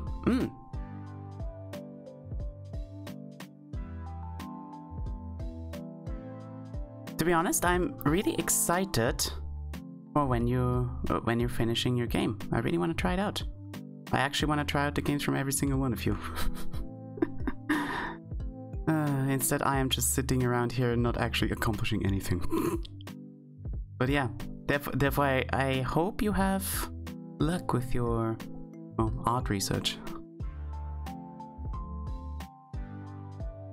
Once again, I'm sorry, I don't mean to sound sarcastic. If I do, it's because of my current condition.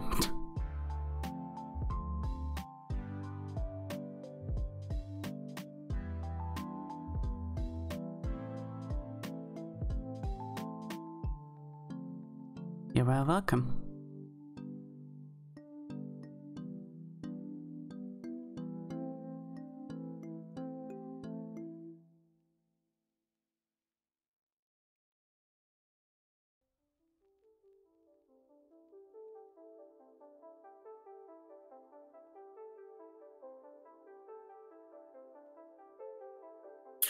Come on. Oh, please, you're fine. I don't mind if you sound sarcastic anyway. Still, you know, I have no reason. I have no reason to be sarcastic without, like, yeah, just because of it. And sometimes I think when I'm on painkillers or something that I sound weird, or this may also just be my head. So.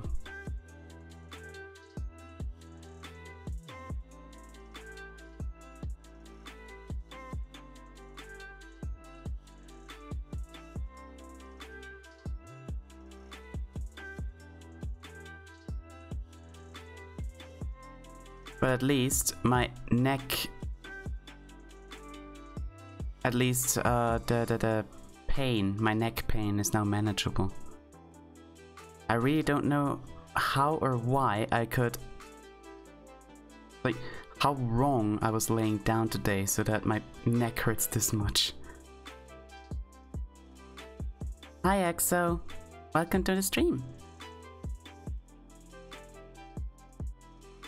How's it going?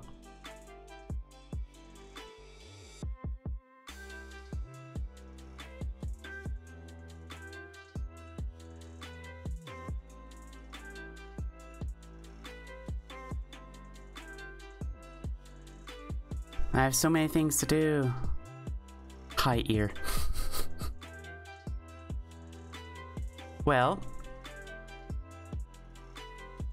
I totally understand that. It's also a little bit stressful here. Thank you for the most aquatic.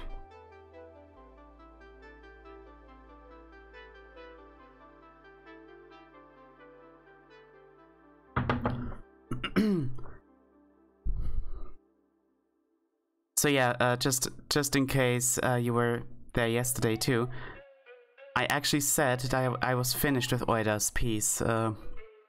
Turned out I wasn't.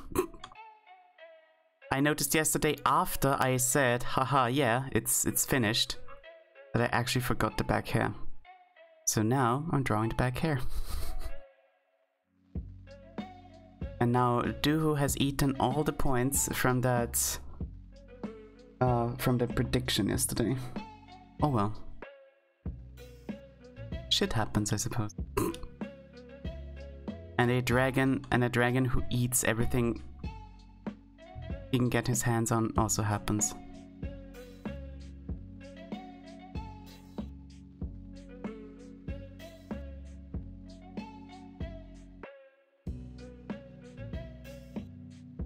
Should have said you're back to drawing.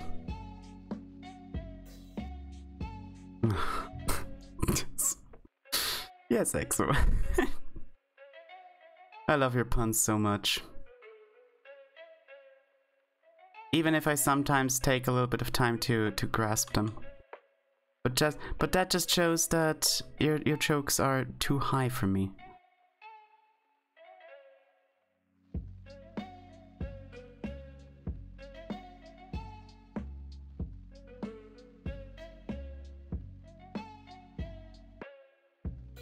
Is that good enough? I mean, maybe.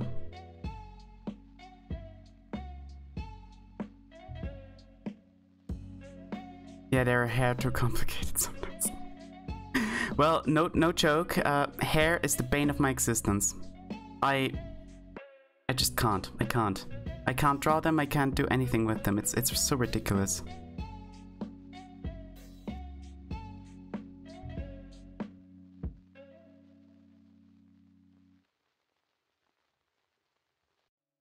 Okay. But that's good, is it? Just delete everything that is out there. Oh, do you split hair? So with me too, but it's not highbrow here. Oh, you. Oh, you. Oh, you.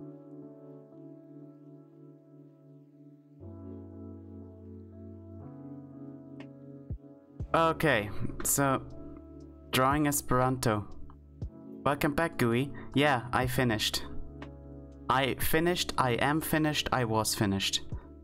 And I did finish.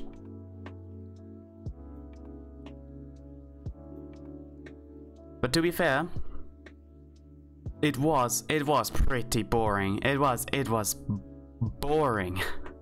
But whatever. I fulfilled my end. Like, I did what I said I would do. I finished teaching Esperanto. And as said, we do not talk about the 200 follower special. Nice. So now merge down. Wait, no. No, not yet. Before I do this, I need to draw.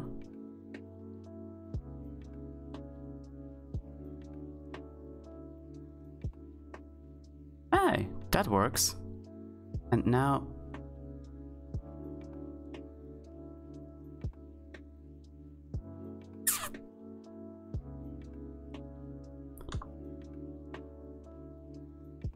Ah. Yes. That looks good. I hope. Let's look at it from far away. Let us make the sketch invisible. No, wait, I forgot something.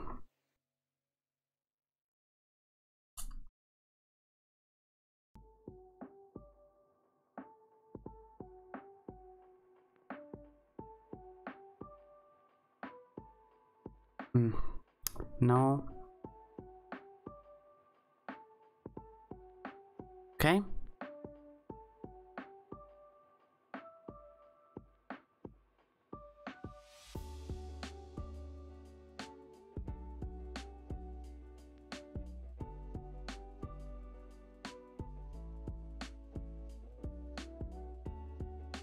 Well, cool. Let's see how this looks like in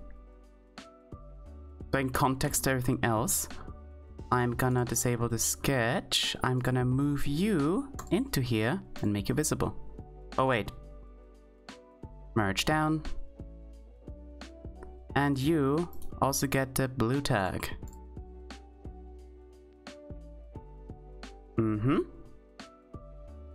And now I just delete everything that should not be visible. So...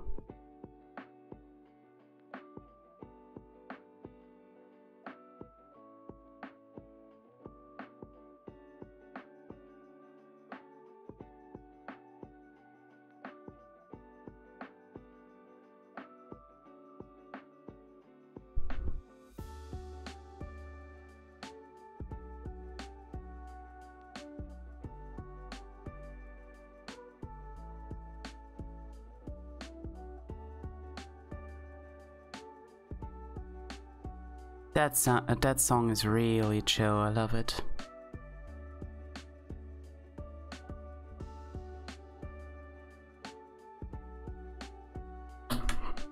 Okay. Looks good. Now the coloring. Let's take the base again and...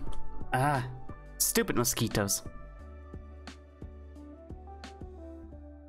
Let me select all colored labels, which is this. I haven't worked in my music for a while. Well, yes, I did kinda notice, but don't worry too much about it. Your music is a banger regardless, and just don't feel too stressed about it. I think that's the most important thing. If you currently have lots of things to do, then don't force yourself.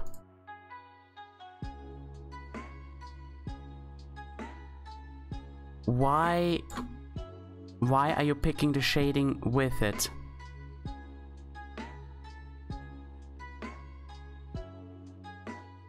Right.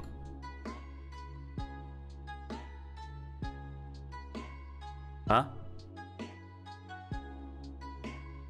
Oh, because I have to... Why is Krita like this? Thanks. I'll be happy to hear new EXA music whenever it happens. Same. Therefore, don't stress yourself. It's okay. Just take your time. Take your time.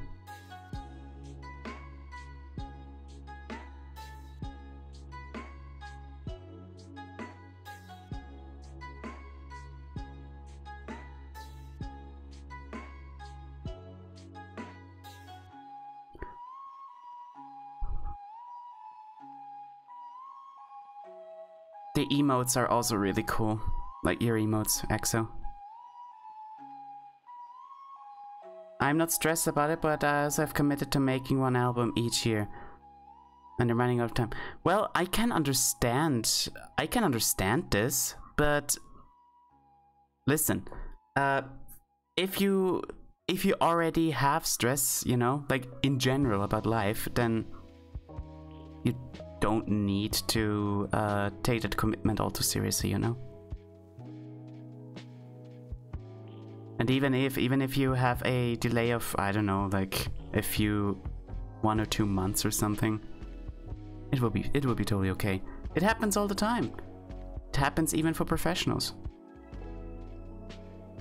Or those who do it professionally, let's say like that. No, I'm going to release on time. Well, and it's gonna happen. Well, I definitely admire your strength in this. Your strength and your dedication. Dedication is what I wanted to say. And, well, I'm gonna support you however I can, even though I'm absolute garbage at making music. You haven't heard my bangers yet.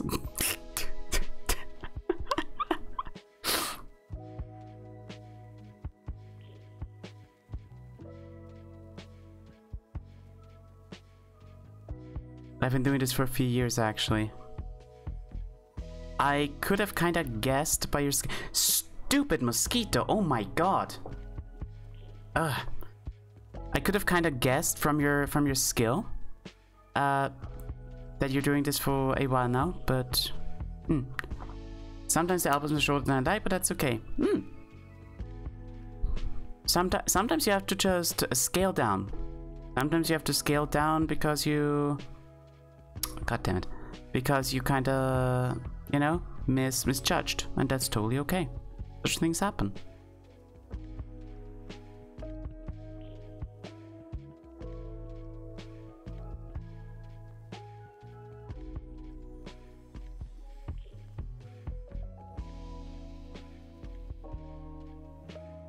Okay, hair is colored in. Let's do shadows. I want to select only green labeled layers. Oh, come on, no. Okay, this was kind of to be expected because it does share the same color on the same layer after all, but it's okay. I just need to be careful about what I shade.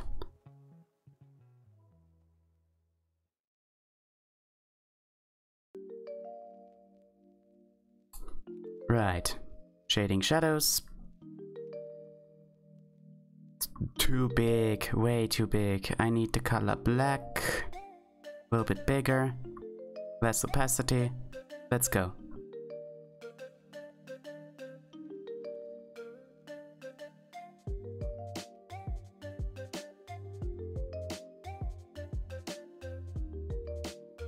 One thing I can also maybe improve on here is to give those yarn balls every stripe a kind of a different color to make it appear less uniform. I think I will actually do this.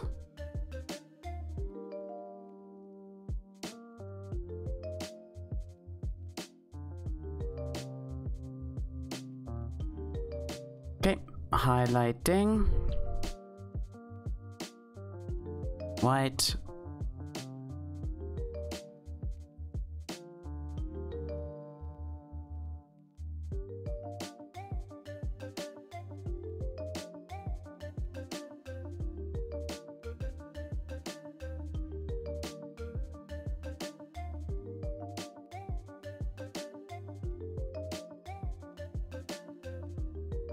Since it started in 2011, I skipped 2015. 2013's album came out early a few days, and 2012 had 2 albums instead of 1.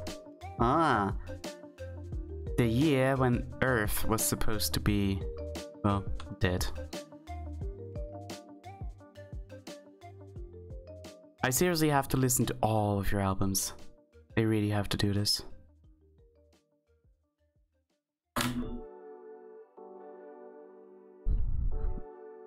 Okay, so let's take the base again. Let's only select blue. Okay, if you wish. Yes, I wish. Why? Some of this really bad. I don't think so. I mean, even if, as long as it's not, as long as it isn't like ear damaging, it should be okay.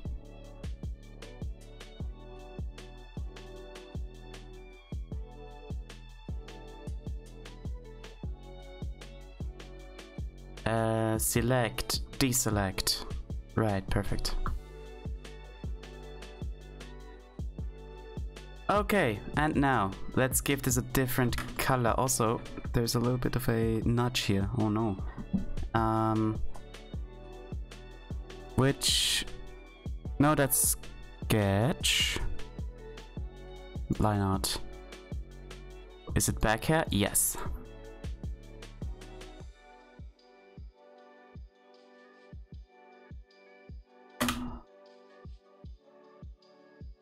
There's also a few.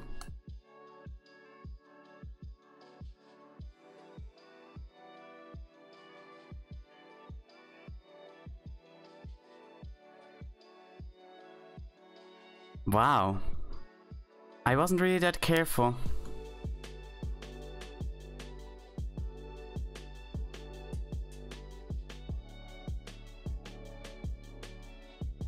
I wonder how many songs I've finished which are ready for 2023's release, actually. 2023? Did I miss a year?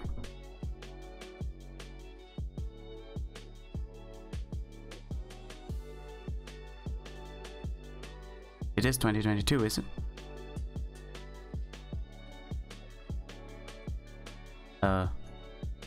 Yeah, that's what. Are you? Do you mean you already have songs? Well, yeah, but 2020 came out in January. Oh, so you're I see. So you're not releasing at the end of every year, but rather at the beginning of each year. Okay, makes sense. Makes sense. Sorry, my brain kinda assumed something completely different, and it's my fault entirely. Okay. Base. Well, I released them on my birthday. Okay. Yeah, that makes sense. You and you. Okay. For you, I want you, this one, and this one. Up here, I want this. Why?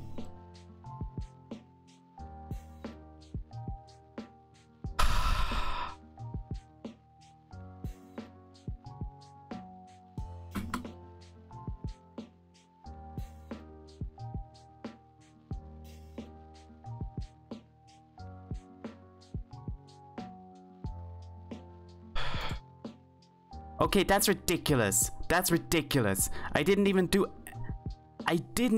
anything complicated. I just selected stuff. And it didn't shade the hair. Ah. Okay. It's fine. It's fine. I'm gonna take some chocolate cake myself. Okay, cool.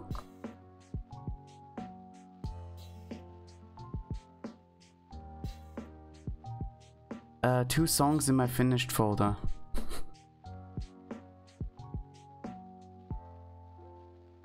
Well, we can still release an album with 2 songs. It's not impossible.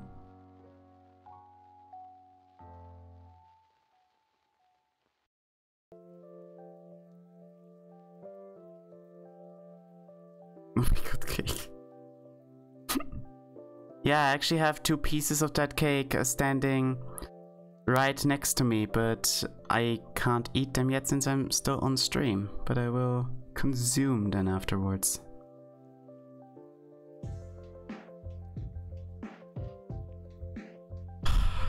Okay. So I'm gonna save it. I'm gonna save at every goddamn step now. I don't care. I've been eating awkwardly on stream. Well, me too. Stuffing my face in between sentences is fun. I just remember back then when I still had my view account visible, which I don't now. But I still remember when I had my view count visible back then. I had like 13 viewers or something. That was during my 12-hour stream. I had 13 viewers, and then I began eating and I dropped to 5. So I guess my community doesn't like me eating on stream, so I won't do it. Blue, right.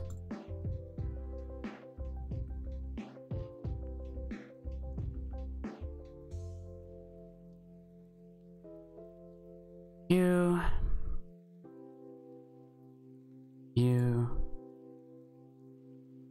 Yeah, that's good.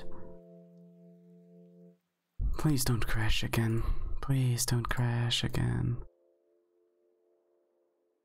Okay. And up here.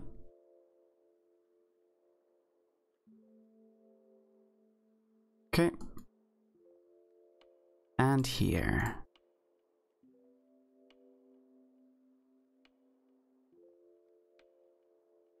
Okay, I will give you a little bit of a brighter color. So let me select this. And just a little bit brighter. Wait. Which slider is it? What?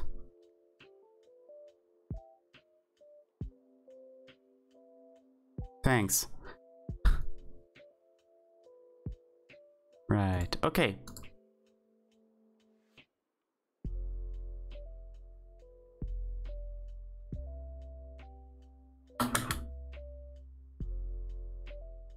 Okay, thank you. And now I select a few others, like here, this one, and this spot here, and this one, and that one here. Down here we have this one, that one, and this and that spot. Here we have this spot down here, this here too, that. And you will have a darker color.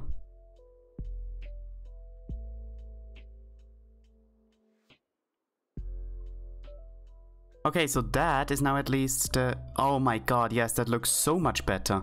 And now if I actually do the shading, I think this would look nice. However, I kinda played myself here now because now I can't select this that easily anymore. Whatever. Shadows.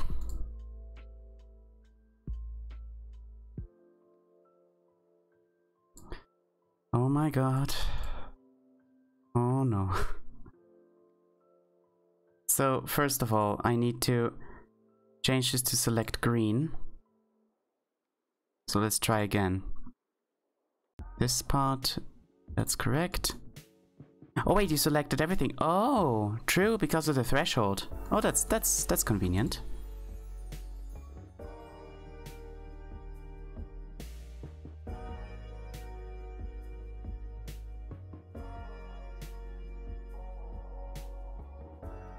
What a chill song.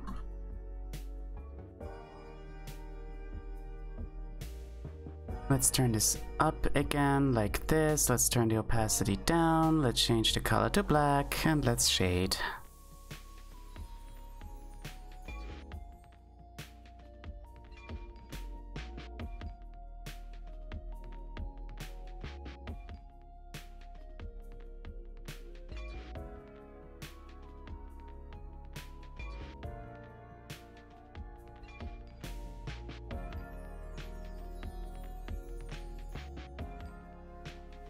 Okay, let's shade highlighting, white, smaller, and even less opacity.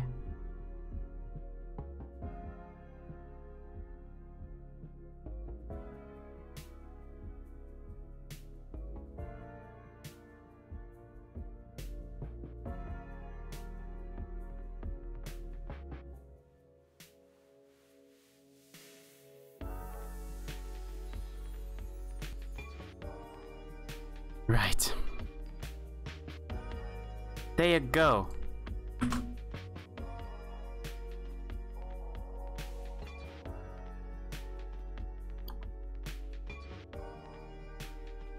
I kind of realized something real quick.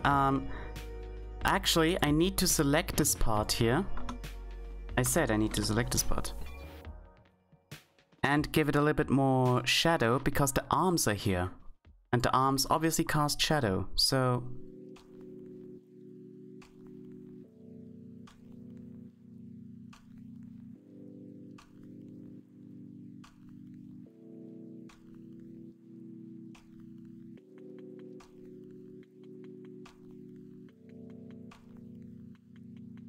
And the same here.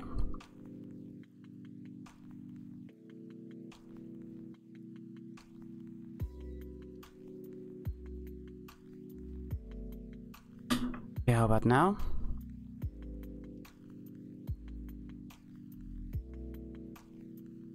I forgot to color the hair up here, so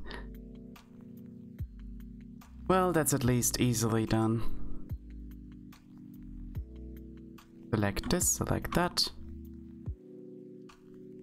Pick the base color here. Fill it in.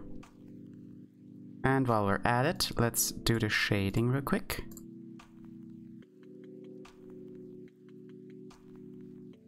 What? What? What? Okay. No.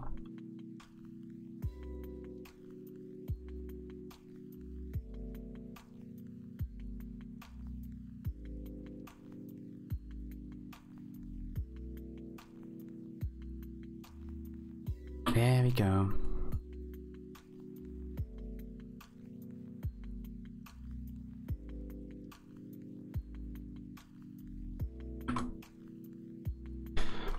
I think I should actually be finished now. Have I forgotten any kind of detail? Like anything? I don't want to say I forgot something again. I need to compare with the reference picture.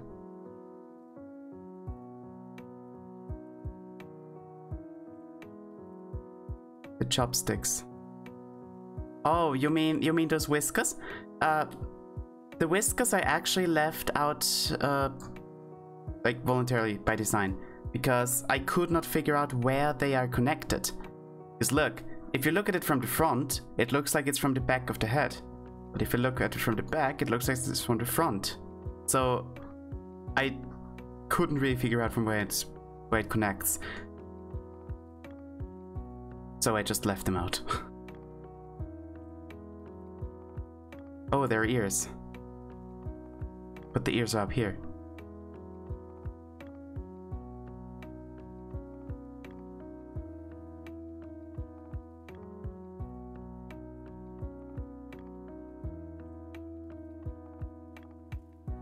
I kinda made that hair back there a bit too small, I think. Yeah, I obviously did. Like I can't leave it like this. Let's delete.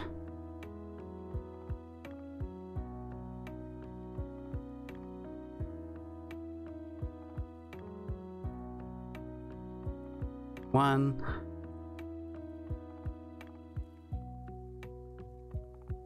Two.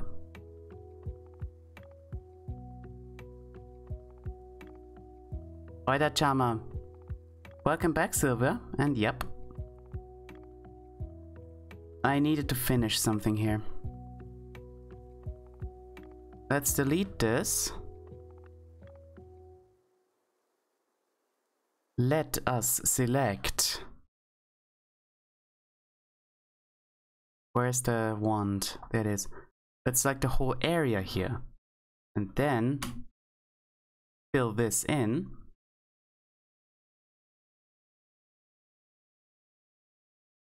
Fill this in. What's wrong with the music? Like, why? Why is there always so much white space at the end? What's this song? Okay, that is filled in. And now the shading.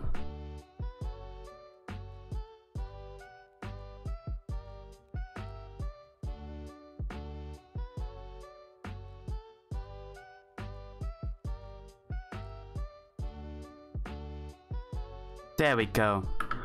This looks a little bit better.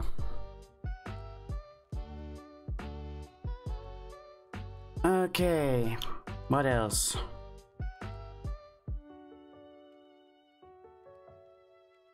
Shadows there, so that's okay. I mean,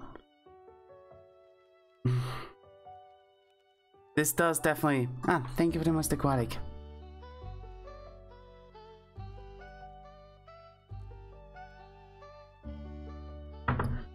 I mean, this does definitely look extremely cursed. Like, it looks cursed and absolutely shit. But I don't care. I still at least wanted to go through as some kind of fan art that, you know...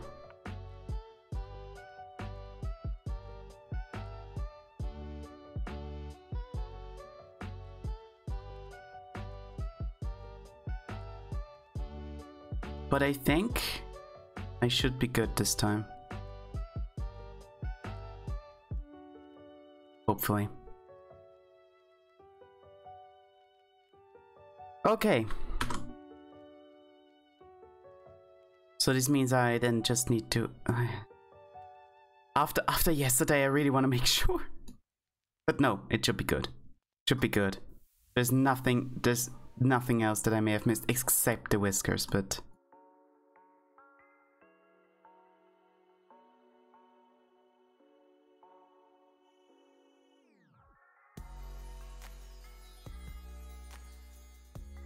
I just realized something. The way this is drawn here, you can't open the zipper. Well, just a second. Is it in here? No. Oh my god, which layer is it? It's called, yeah, zip, it's called here, but that's not it. No, no. No, no, no, no.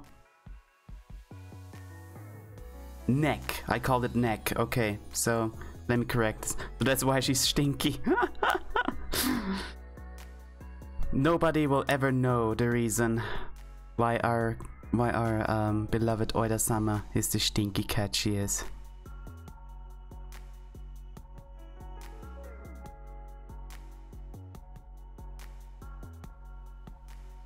I'm just gonna draw a line here, I don't care. Draw a line from here to here. Okay, and a line from here.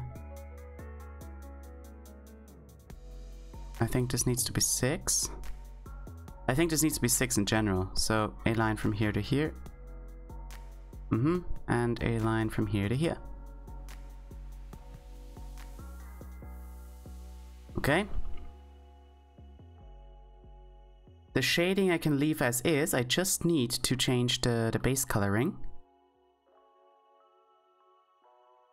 So just gonna erase this. I'm gonna pick that color here and fill it in.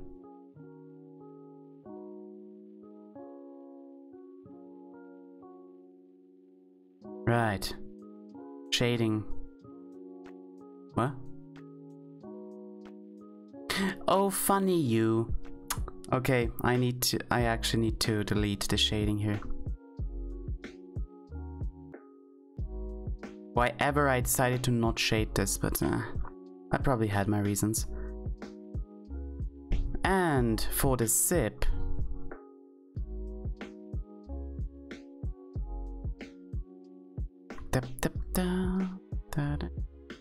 okay, so here,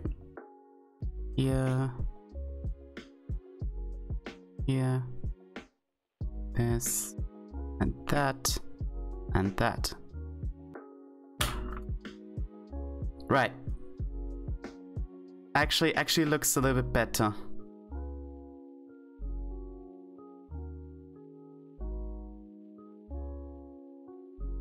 Nobody's looking at those details anyway. At least not from a shit artist like me. Okay, cool. So, any other detail or any other inconsistency I'm missing?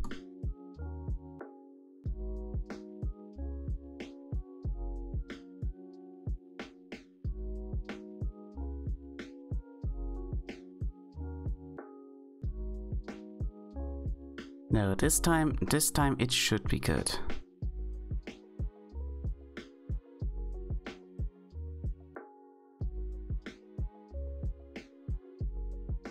Okay. Nice.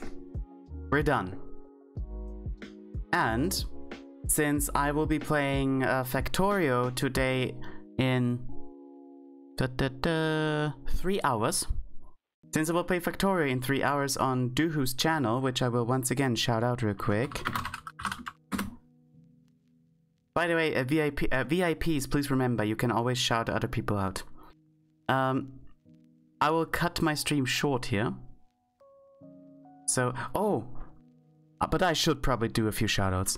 So, we have Exodrifter, who is a really cool and cute programmer. We have Earend, who is a buff programmer. And also really cool.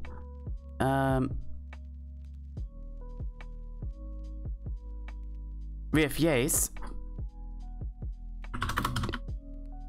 Yes, right? Who is also a like very cute streamer. Like everyone is cute. Everyone is cute in my eyes. And we have Ariel, who is also a cool streamer. And okay, I think that's it. Right, so what I wanted to say. I will cut the stream short. We will raid someone. Let's see who. Well,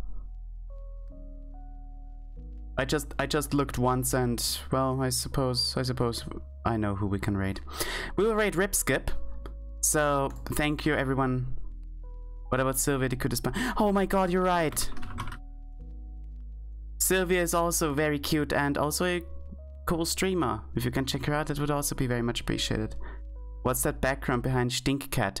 It is Vienna, but I don't know where from Vienna. Like, I have no idea. Okay, so this is the raid message for everyone who is subscribed. This is the raid message for everyone who is not, and we will raid Ripskip. Thank you everyone for being here. And, well, I hope I can see you over at Duhu's channel for Factorio. Therefore, bye-bye. See ya in maybe 3 hours, maybe on my next stream here. Bye-bye.